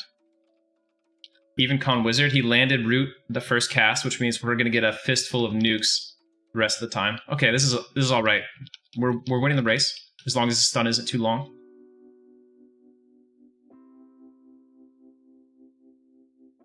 I didn't think he was due yet.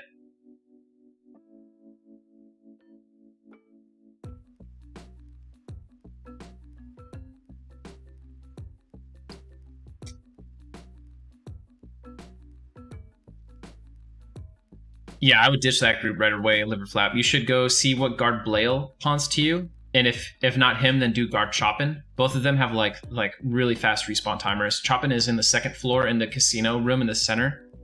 He's a safe one, and guard Blail is right by guard Lancel, just past the entrance. I started playing when I was 8.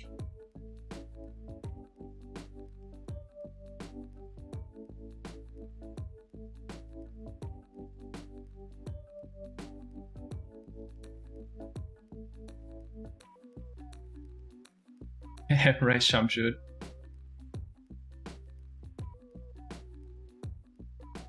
Versaire, I don't know exactly when we're going to do it. I'll put a date in the Discord and I'll advertise it a bunch. Probably going to be at least 2 weeks from now. Hey, Swamp Ass. Thanks. Swamp Ass 69. My favorite name in chat tonight. Sorry, Heretic Ramza. I got to demote you tonight.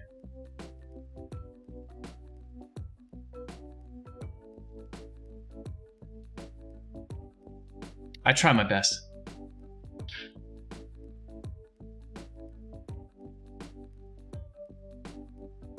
You've got to upgrade to Heretic Rams at 420.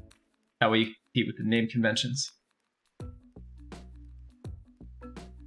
Yeah, Liver Flap. Do not do Povin. Do the room in the center.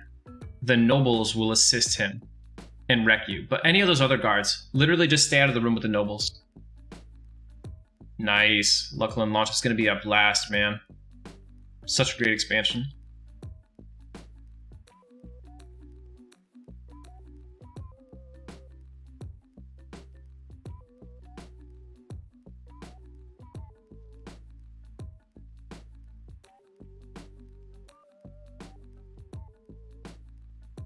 Can I soothe him all the way out there? Yo, this is so risky. A critical fail soothe right now would pull 3 of them and I'd have to swim through the water to make it to the zone line.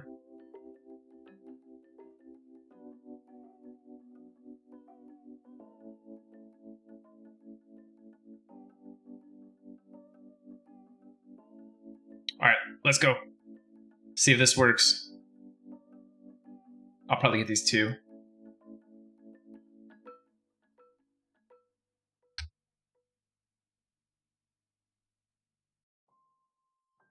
That's fine.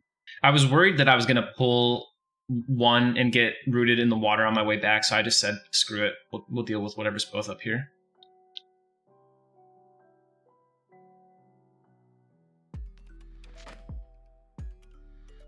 Am I getting partial resist? This has like a pretty big negative resist mod.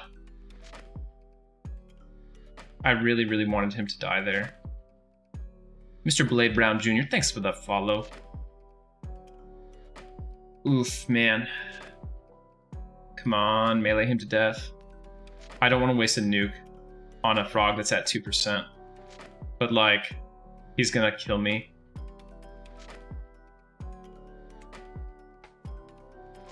He's at 0%. Okay. Oh, God, that's super bad. Uh-oh.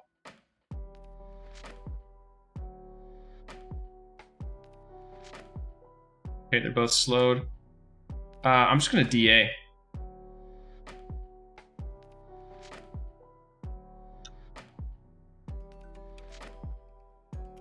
We probably have 6 more seconds. No, maybe like 10.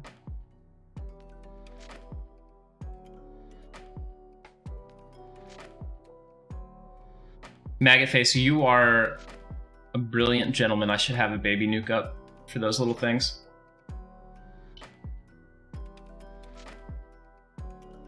Well, there we go. Another heart-pumping moment. We'll get to work on our bind wound skill a little bit.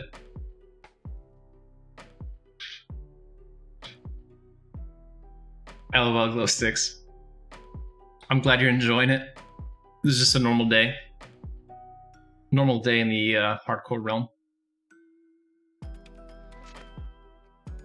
I'll replace my Wrath spell with a smaller undead nuke. You know what? I could bust out my undead damage over time spell. I wonder if it's even worth it right now.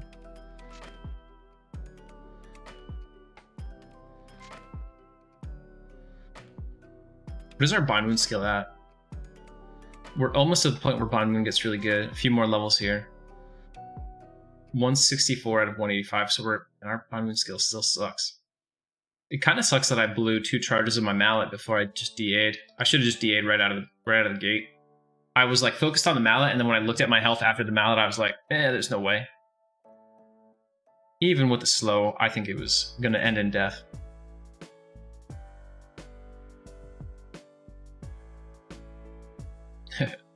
The end is in here. Rip Bobby Bick.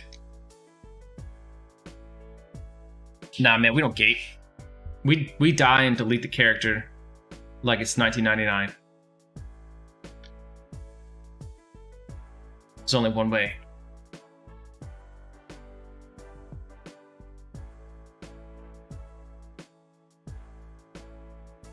Man, look at us, chat. 114 viewers. We're doing big things. New rules, 2021 Zaide. Run.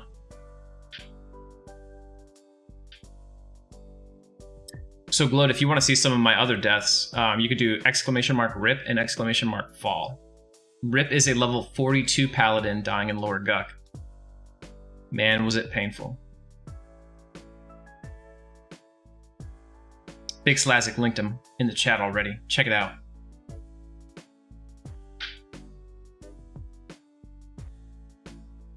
Look at all this. Not one skill up yet in Bond Moon. Come on, Bond Moon.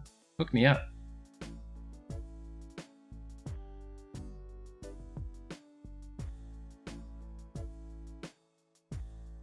Live to fight another day, right? What's going on, Slash? Still no BP?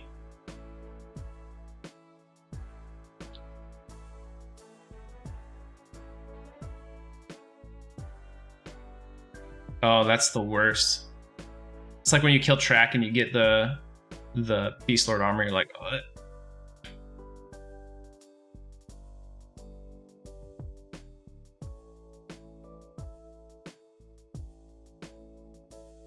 Try to, Gloat.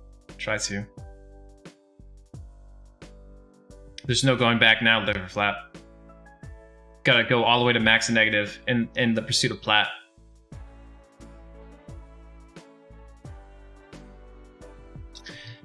Shem Druid. I skipped school in 8th grade on EQ launch day at 14. Played Cornavin Mangler 2018-2019 Classic Velius. But having too much fun on the first P99. Oh yeah, P99 is awesome. It's just like you remember back in the day. Like, you think TLP is good and brings that nostalgia until you log into P99 and you're like, oh man, this is like the real thing. Man, get out of here, Shaman.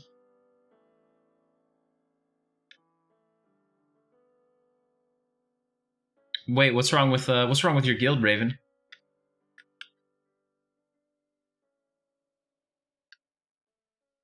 Spill the deets.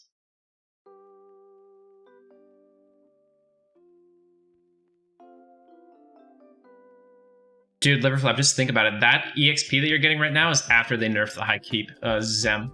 It used to be crazy good. Yeah, Gloat, it sucks so much. I had like this moment of lag and he just like, boom, launched into the lava. Felt real bad.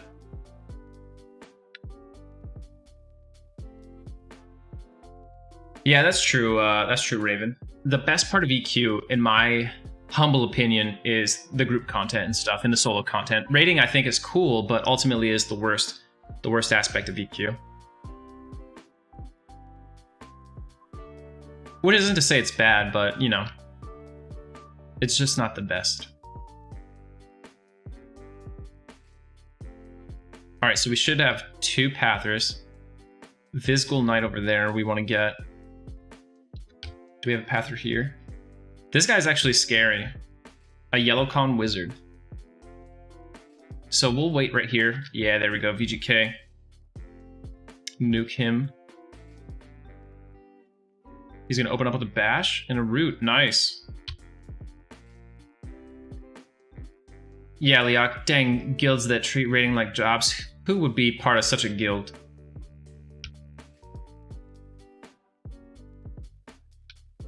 Dude, I actually remember arguing with Damnedor one time, and I forget what I said to him.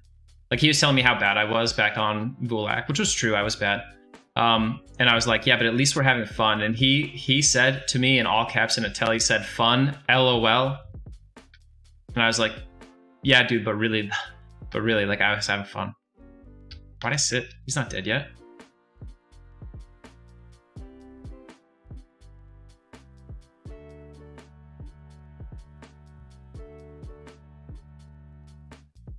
We should have one more path. He's got to be up here, so.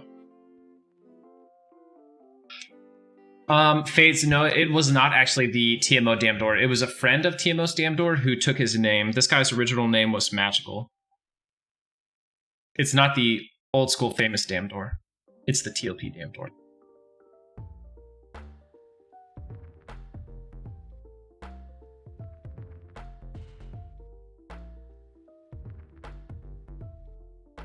Yeah, once you've done like one TLP, or sorry, one Batphone guild, it should be enough for you, really. You scratch the itch, you move on. Nitsude, I don't think it was actually Damdor doing that, but it was definitely one of his affiliates, like one of the EOE guys who held a grudge. But yeah, same organization. That's true, Ark. Raven, it's unlocked on this server, and on Airdoon, it's about to unlock in like 10 days. So soon, every server on the official Everquest servers will have Beast Lords unlocked.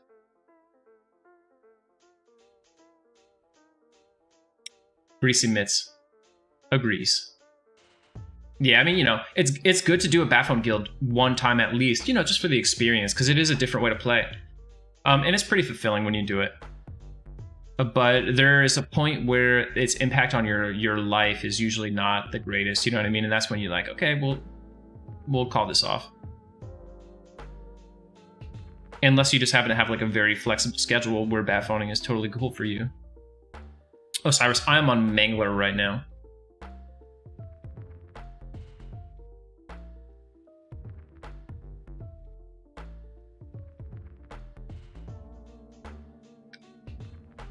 Alright, 80% should be more than enough mana.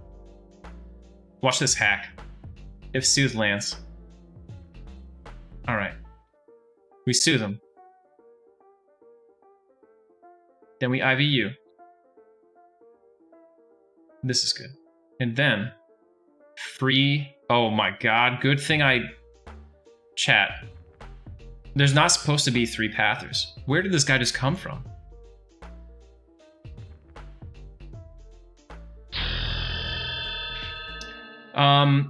Liverflap, I would turn him in right now to Captain Bosek before your faction gets too bad. Dude, Krychek for real, dude. Okay, Soothe wore off, that's fine. You know what, I should back up a little bit too, like, so I don't get aggro. Oh man.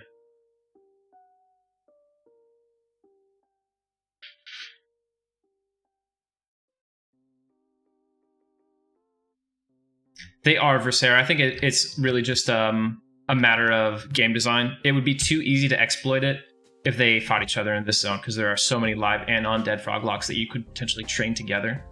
I think that's the only reason they don't do it. I know it's a little unimmersive.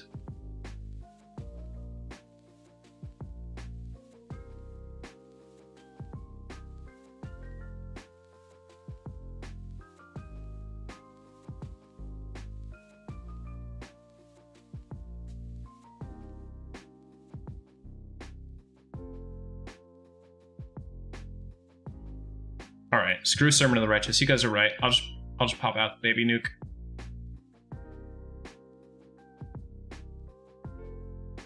We'll go with Expulse.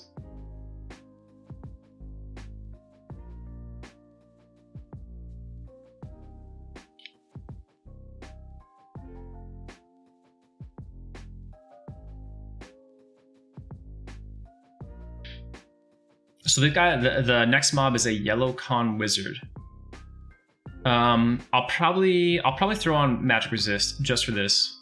But what we want to do is we want to Soothe them, IVU, so we can get close and cast our nuke and hopefully resolve our first nuke before he ever aggroes us.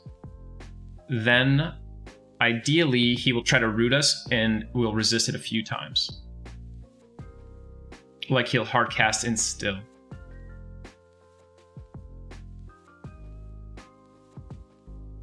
Usually what they do is first they will root you and they will not do any significant nukes until you are successfully rooted. Which is like the life-saving ingredient when fighting high-level wizard mobs.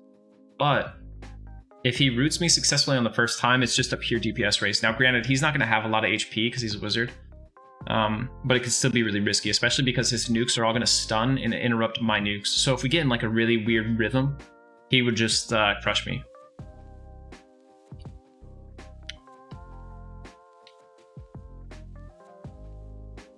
Yo, did we just see our buddy the Evil Eye through the zone wall? Look at this, chat. That's the Evil Eye. With our gnome vision. No mana stones to be found though, don't worry. So what are we playing next? We're gonna do a Ranger SSF. This time I'm serious.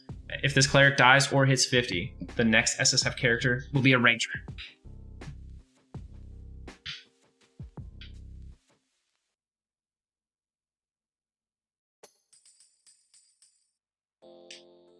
Sham Druid followed Relentless Insomnia, folks, on Cornav and Mingler, but in 2018, I hadn't played EQ at all since 2001. Man, you had the big break there.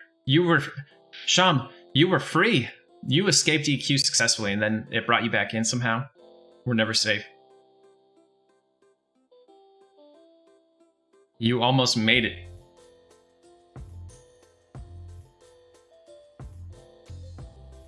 Yeah. Divorce. So it's safer, you know what I mean? But there's still so many ways to die. You know what I mean? No class is truly safe. Now the thing with the Ranger is early on it's super tough because they don't have a good magical weapon selection. In the early levels like Paladin might. And remember, they don't get Spirit of Wolf until pretty late in the game. So it's a little sketch until you can like get in the early 20s and start getting like PGTs and Kill the Ghoul Messenger for that quest line and stuff. All right, we're gonna sue them. I'm gonna skip IVU because I'm in a rush. Dismiss Undead. He's going for the root. You can see him casting it still over here. We resisted it. He's casting it again. We resisted it again. Now here he's going for the third cast.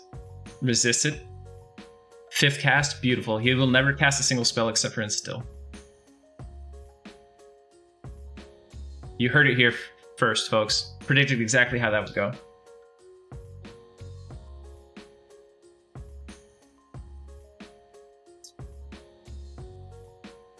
Oh man, that sucks. Yeah, definitely sell them then if you ever get any more liver flap, because they still sell pretty well.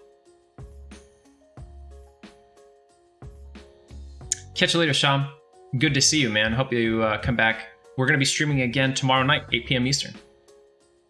And this one will be on P99 Green. Ooh, that one is still dead. I should really move on these guys. Quick like.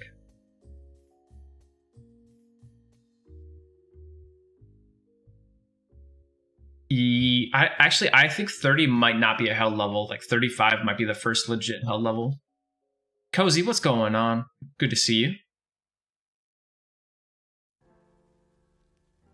Man, chat, our numbers are blowing up right now. Big 119 viewers. I think this might be like my all-time peak outside of like special events, like when we did the 24-hour stream. Leok, did we get over 120 when we did the 24-hour grind? Nazer, thanks for the follow. I went to 123. It's crazy, man.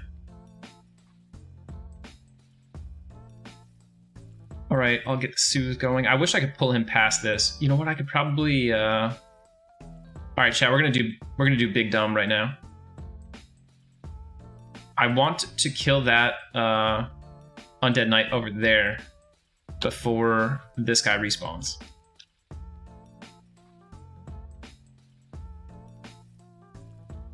Watch it fail. Okay, we're good. 60% is not a lot of mana, but it should be enough for this.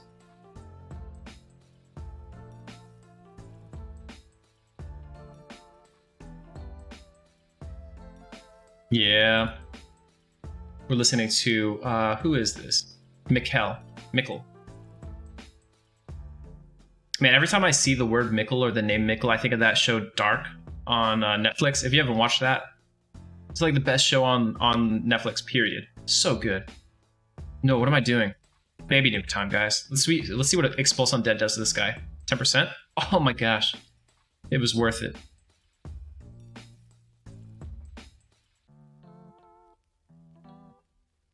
Right, so... what's our time on Soothe here? 1 minute, 43 seconds. We'll just have to watch that. This guy spawns, he's going to aggro us immediately. We'll probably be able to handle him, but I don't want to get that guy too, so I'm going to try to keep him soothed. Unless my mana gets good enough that I'm comfortable just going to fight him. Just think 40k watching me play EQ, that would be nuts. And impossible. I can't imagine 40,000 people knowing what Everquest is in 2021. The end is near. Thanks for the follow. Okay, Mr. Blade, so... this is kind of a bad example of what Everquest is like. I'm doing a really weird run of Everquest where, like, you know, Everquest is fundamentally a group game, and usually it's designed such that you can't effectively solo through content by yourself. Like, when you fight a mob of equal level past like the first couple hours of gameplay, it should beat you in a 1v1. I'm playing a version of this game where, through self-imposed rules, SSF, you know what I mean? I don't group, I don't trade with other players, I don't take ports or buffs or anything, so I'm really playing this MMO solo alone, like it's a single player game, and then it's hardcore, so if I die, I delete my character on the spot. And we're just trying to get, you know, basically to max level, or what the classic max level would be. But yeah, now's a good time to get into it and start playing.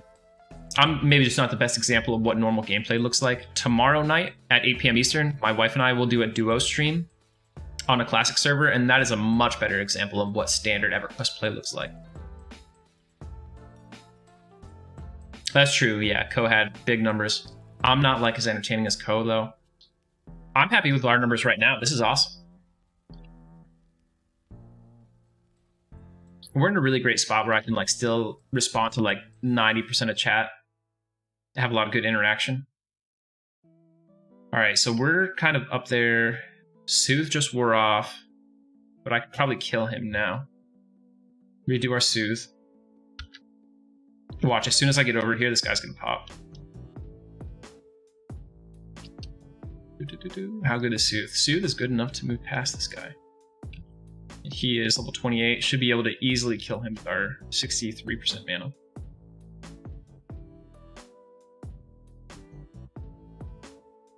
Come on. Nice, he didn't bash me. Oh yeah, Trolley's like, I'm looking at her screen actually right now. It's just like a black wall with her character name on it. This is gonna leave him at like 5% HP. JK is gonna interrupt me. 8%. All right, and here comes our baby nuke. Be expulsed. Interrupted. There we go.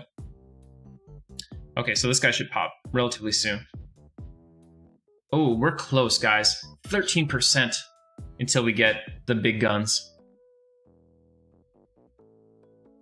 As a pally, what is a good starter weapon to save for? Cozy, are you like twinked at all? Do you have any extra platinum?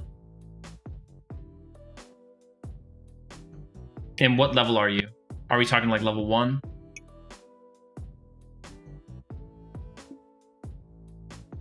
I think Ghoulbanes are pretty cheap. If you've got a couple hundred plat, you might be able to buy a Ghoulbane. They are tradable on P99. Level 4. So Deepwater Harpoon is a great weapon, but I will caution you that before level 20, you're not really getting your money's worth out of it because of the damage cap. Yeah, but Ghoulbane is what I would save up for.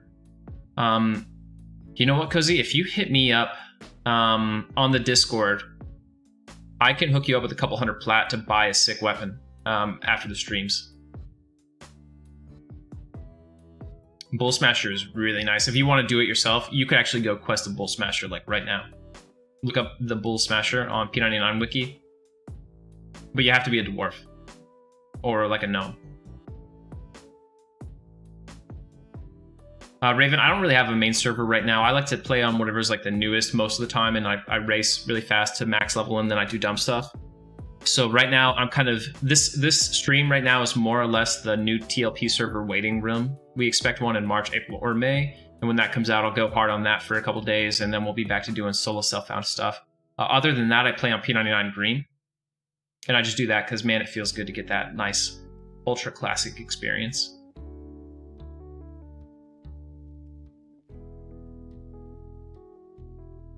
High keep, wrecked. Okay. Osiris, was the exploit you're thinking of the one where you put an animation, like an item illusion on it?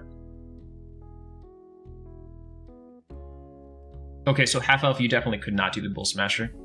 Well, it's your call. If you hit me up, I can hook you up with enough platinum to probably buy a Ghoulbane at least, which will get you through most of the leveling run as a pally. Otherwise, there's a bunch of relatively cheap Kunark weapons that you can probably get. Your best bet is literally to sit in the EC tunnel and just click on the weapons as they pop up and see one that looks within your price range, and it'll probably be pretty good. right, so High Keep lore. High Keep is run by Carson McCabe. It was previously ran by his father. There's a council of nobles and stuff there, but it is kind of like a rogue empire that is formed in the center of Antonica. The whole reason that Carson McCabe and High Keep is powerful at all is because he occupies the only safe route for goodly races to transport trade goods across Antonica. Now, we're going to have to mentally check out and forget that you can teleport magically all over the world, but he controls High Keep, and through High Keep, he controls High Pass and patrols that route. Otherwise, you're going to have to go through a much longer route to trade between Kanos and Freeport primarily, and then further between Otis, Kanos, and all the Fadeware places, right? So anything coming from Fadeware going to Western Antonica has to fundamentally usually come through High Keep. And he gets to tax all that, and further, he provides goods and services that might interest a weary traveler after a long time on the road, like gambling, people who you might want to spend some private time with when you're there, and all kinds of other things. But Carson McCabe himself gets up to all sorts of other shady things too, beyond just like your standard gambling and trafficking sort of realms. If you look, he has a series of dark elves there, hidden in magically enclosed areas in High Keep, and they even have one of the princesses of Felwith locked away there, Princess Lenya. So there's all kinds of crazy stuff going on in High Keep.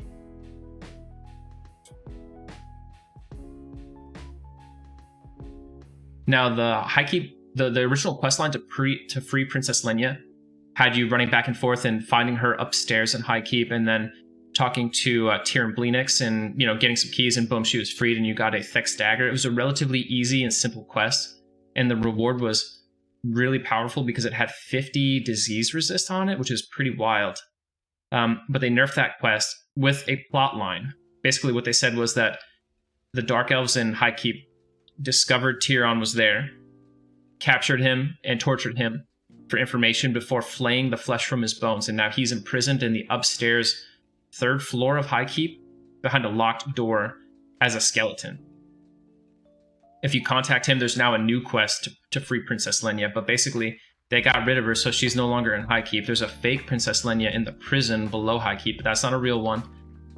Anyway, they transformed Princess Lenya into a fish, a royal fish, and put her in Lake Wrath, never to be found again. So the Dark Elves did a disappearing act on the High Elven princess.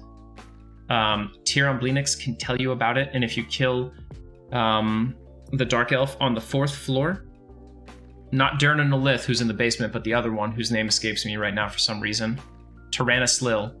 If you kill her, she'll have a note that kind of describes it, and a vial where you can combine some fairy dust and some other materials to make a magical kind of fish food. If you feed it to a royal fish, a single fish named Royal Fish in Lake Wrath, she'll transform magically back into Princess Lenya and reward you with the Silent Watch shield. The Silent Watch being kind of like the CIA of Felwith. So there, some High Keep lore for you guys. The end is near, I would guess. So it's kind of a weird situation with the TLP timelines. They'd like to drop them in March very frequently. The problem is they dropped Eredun pretty late. And now if they drop the next one back on the March timeline, then suddenly they're bumping into like a relatively popular expansion time on Eredun. But if they don't, then what are they going to do every year? They're always going to wait till May from now on. So it could come either way. April might be a nice compromise.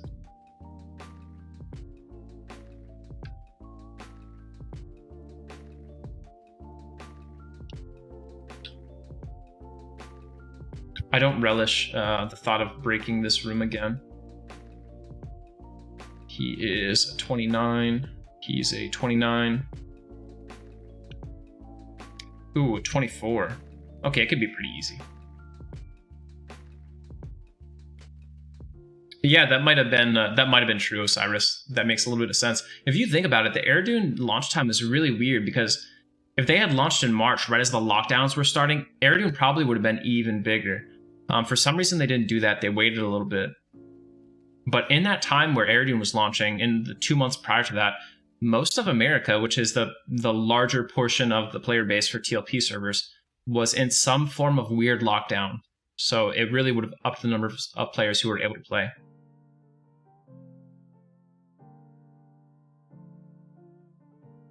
You don't like the double EXP air taco? Yeah, you're dang right about that, Osiris. Maybe that's why they pushed it too, is because they were like, yo, our database is all jacked up. If we launch it now, it's going to be a disaster.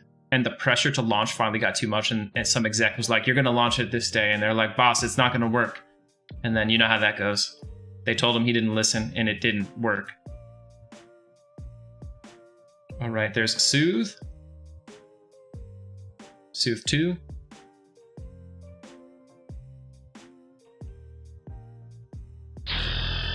Oh god, Dusk Reefs. Give me a heart attack for a second. We're close. Oh man, like 1 or 2 kills.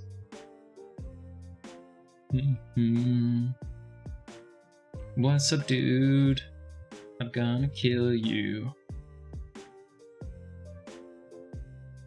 I'm sorry. LOL. Forgiven. This ghoul's like, anyone gonna help me here? He doesn't know. They've been magically afflicted.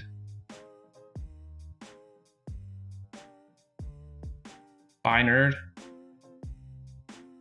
How's the time on this Soothe? 1 minute and 48 seconds, huh?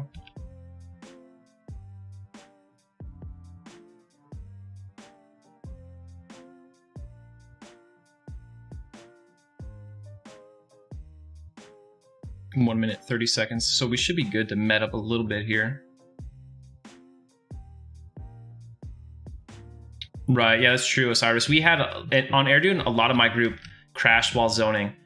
And our route already, you know, as you guys know, because I talk about it nonstop, my group already had a group, sorry, having a stroke here. My group already had a route that minimized zoning. So I can only imagine how it was for people who expected to run all the way across Norath, you know what I mean, for their leveling route.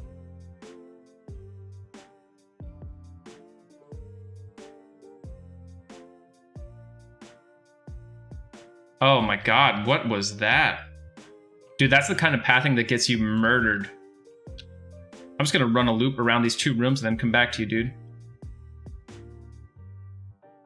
Air Taco, next P99 stream is tomorrow night at 8 p.m. Eastern. So my streaming schedule, oh, Cozy, thank you so much for that Prime sub. My stream schedule is Monday and Friday, solo self-found hardcore, just like this. And then Wednesday, oh, that's bad. And he had to go all out and hit me with that root.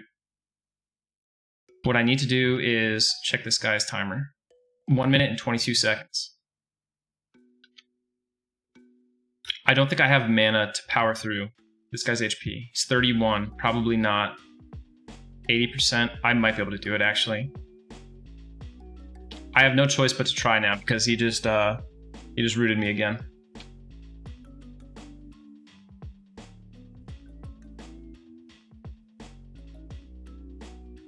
I don't remember what I was talking about, but you know, when I'm not about to die, I'll get back to you.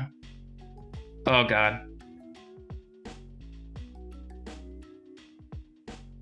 What is our time? 40 seconds.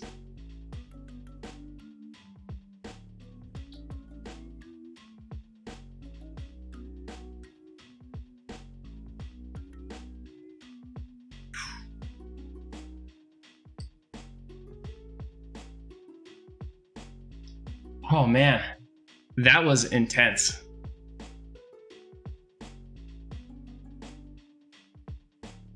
I was sweating a little bit.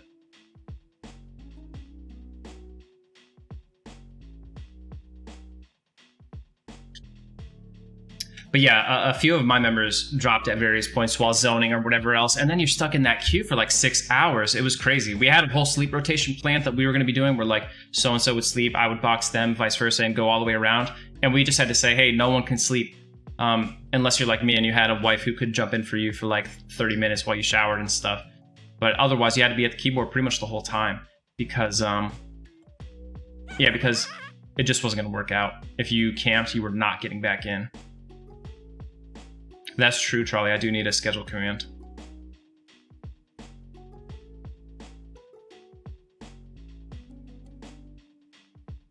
Dude, I thought we were dead. I was like, all right.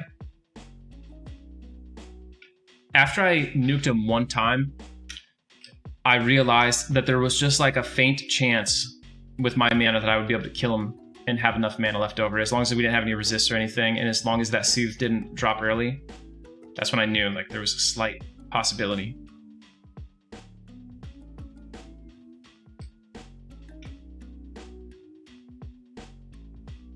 Jeez, Osiris, that's like the ultimate multitask.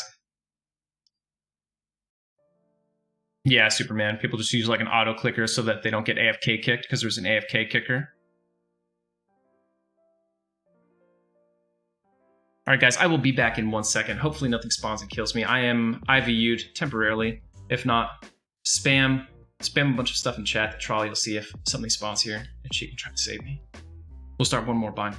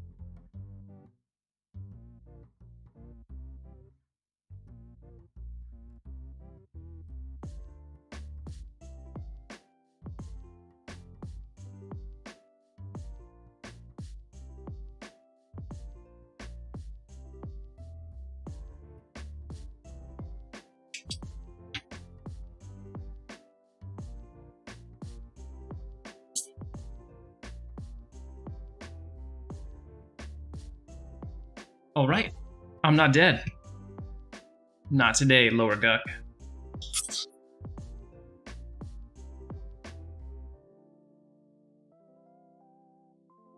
All right, folks, I'm back. Thanks for waiting around. If you didn't go anywhere, much appreciated. We should have some spawns here soon. I think I left one thing left up in that room too, so as soon as we get a little bit more mana, we'll jump in there and see what we can do.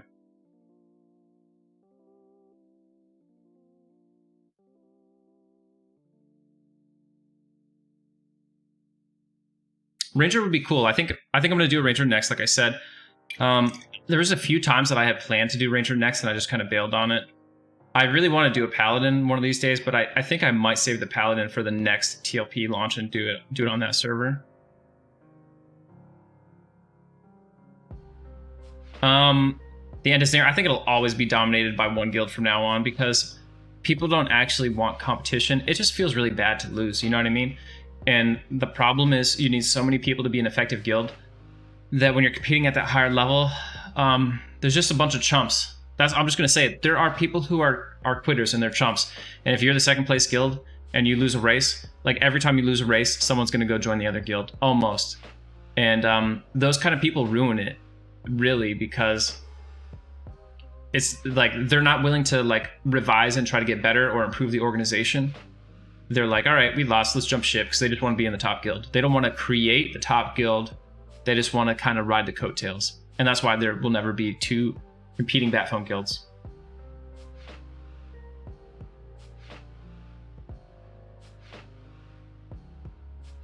Air Taco, we are level 18. I think we're both 18. I managed to drag that troll all the way to the 18th level. It is, the end is near, but unfortunately, people are just like people get really toxic about EQ competition, you know what I mean? Like, it's just a game. There's not a reason for it to be like such a chest beating exercise, But when people win or lose, some guilds really like to go above and beyond about how they treat the other guilds, and I'm not a big fan of that. Like when Faceless was a top guild, we could play dirty during the raid scenes, but I tried my best to always treat the other guilds in a professional manner. At least, you know, I had my failings too, so I can't really say anything, but that was my hope. Once enmity really forms between two guilds and you get that bad blood going, it's just a really big downward spiral from there. And even if you try to be friends, if you guys bang heads like every night, eventually there's going to be some salt and it's just going to spiral out of control. But there's this thing in EQ where it's like, if you're not literally the best guild at the moment, every other guild is garbage and you're the best guild of all time. You know what I mean? Like, I don't know. I'm not big on the whole ego part of it. I don't like it.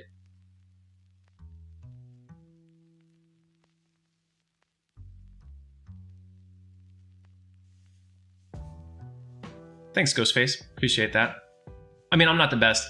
I think Lockjaw is a particular failure of mine. Not in the success of the guild, because obviously the guild was incredibly successful, but in the mentality of the guild, you know what I mean? The behavior of the guild, I think, could have tightened it up a lot better. But Lockjaw also taught me that trying to be the good guy basically doesn't help you a lot in terms of server politics, because on the Lockjaw guild, I tried very hard right from the beginning to include other guilds and start rotations. Like Ragefire was dog eat dog. No one was getting raid content without an incredible amount of effort. Lockjaw right from the get-go, we set up a rotation with guilds that were willing and capable. But somehow we were still the bad guys. I don't know. I'm not going to blame anybody. But yeah, I learned that like if people are going to paint you as the bad guy, you either just ignore it or embrace it. Like don't put in like thousands of attempts to be perceived as the good guy if people are not going to view you that way no matter what you do. But the Agnar philosophy wasn't like, okay, let's just be jerks. It was just don't talk in open channels. Like, you know what I mean? Like just be professional. Come, kill the mob, and walk out silently. I think that's the best you can do. Because all those people that you're competing against are your future guild members. If your guild is going to be stable, like those are future applicants, and it really behooves you to not treat them poorly. First, just because they're other people, they're other human beings, and that's the right thing to do.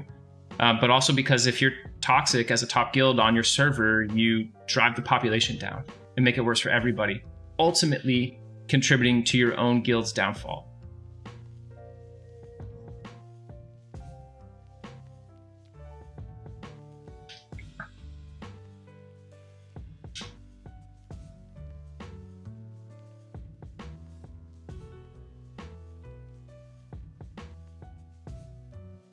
Oh, I think you should, 10 out of 10 times, if you can afford it, you should hire Ice-T and other prominent rappers to diss your opposing guild. Because it's so outrageous that it's just funny for everybody, I think.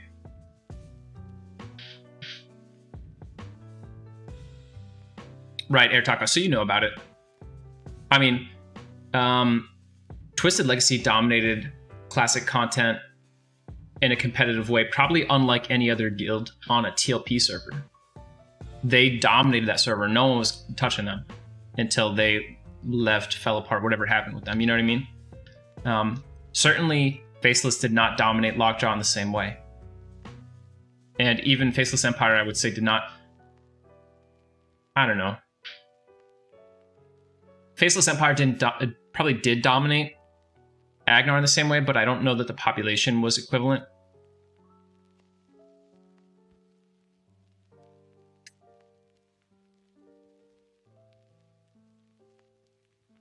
Right, yeah, that's what you try to do from Wild, and I'm happy to hear that.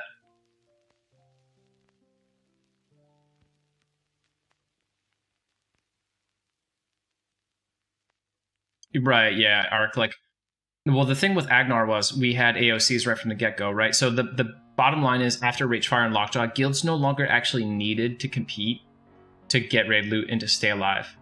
On Ragefire and Lockjaw, it was a different ballgame because, like, there was only one Nagafen, and if you didn't get it, your guild did not eat that week, so to speak. So competition was baked in a lot more. Nowadays, it doesn't matter as much. Which is even more reason that you should treat everyone else kindly.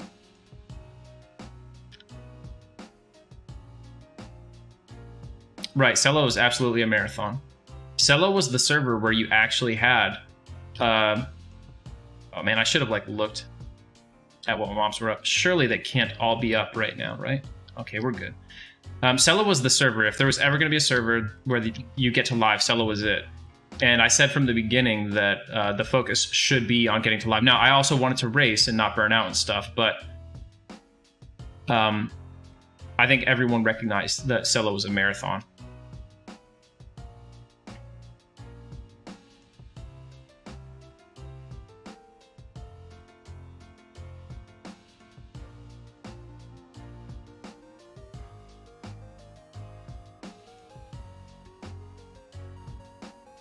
Right, Camden, yeah. Yeah, Osiris, LOL, the casual server. We knew that was going to happen too. We were like, when we saw those rules, please, God, please. Oh, shit, boys. He's going right with the lightning bolt. Here's the instill. Resist the instill. All right. Oh, he's going with another lightning bolt. Oh, geez. He interrupted us.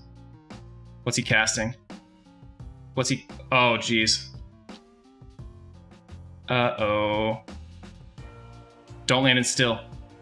Oh.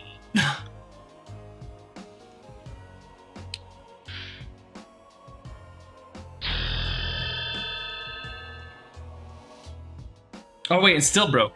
I can be running. I gave up. I gave up too soon. Oh, my gosh. Now I'm gonna... Yep, there we go. It's over. It's over.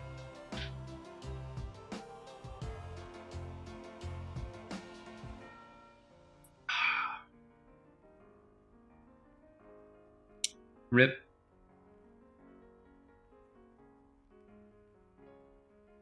F's in the chat.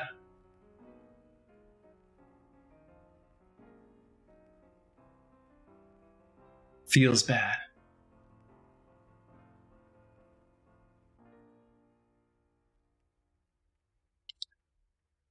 Yeah, that's what I get, Air Taco. That's what I get. Looks like it's Ranger time, guys. Can I loot this? I can't do it while I'm dead. Can I leave it? Oh, I can leave it while I'm dead, but I can't loot it. Hey, we're bound in the Gorge of King's Orb, right?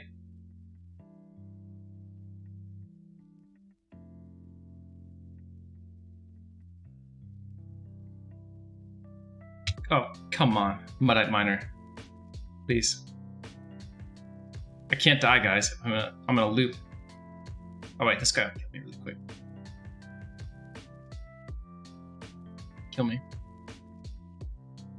This is on Mangler. All right, Glow Sticks, you came just in time to see the death. We've been weeks and weeks with no deaths, and here we are.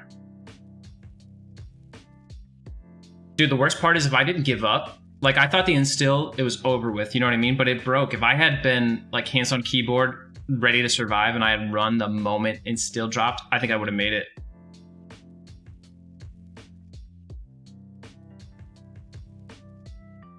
All right, now I need to get somewhere where I can actually camp this character out and delete it.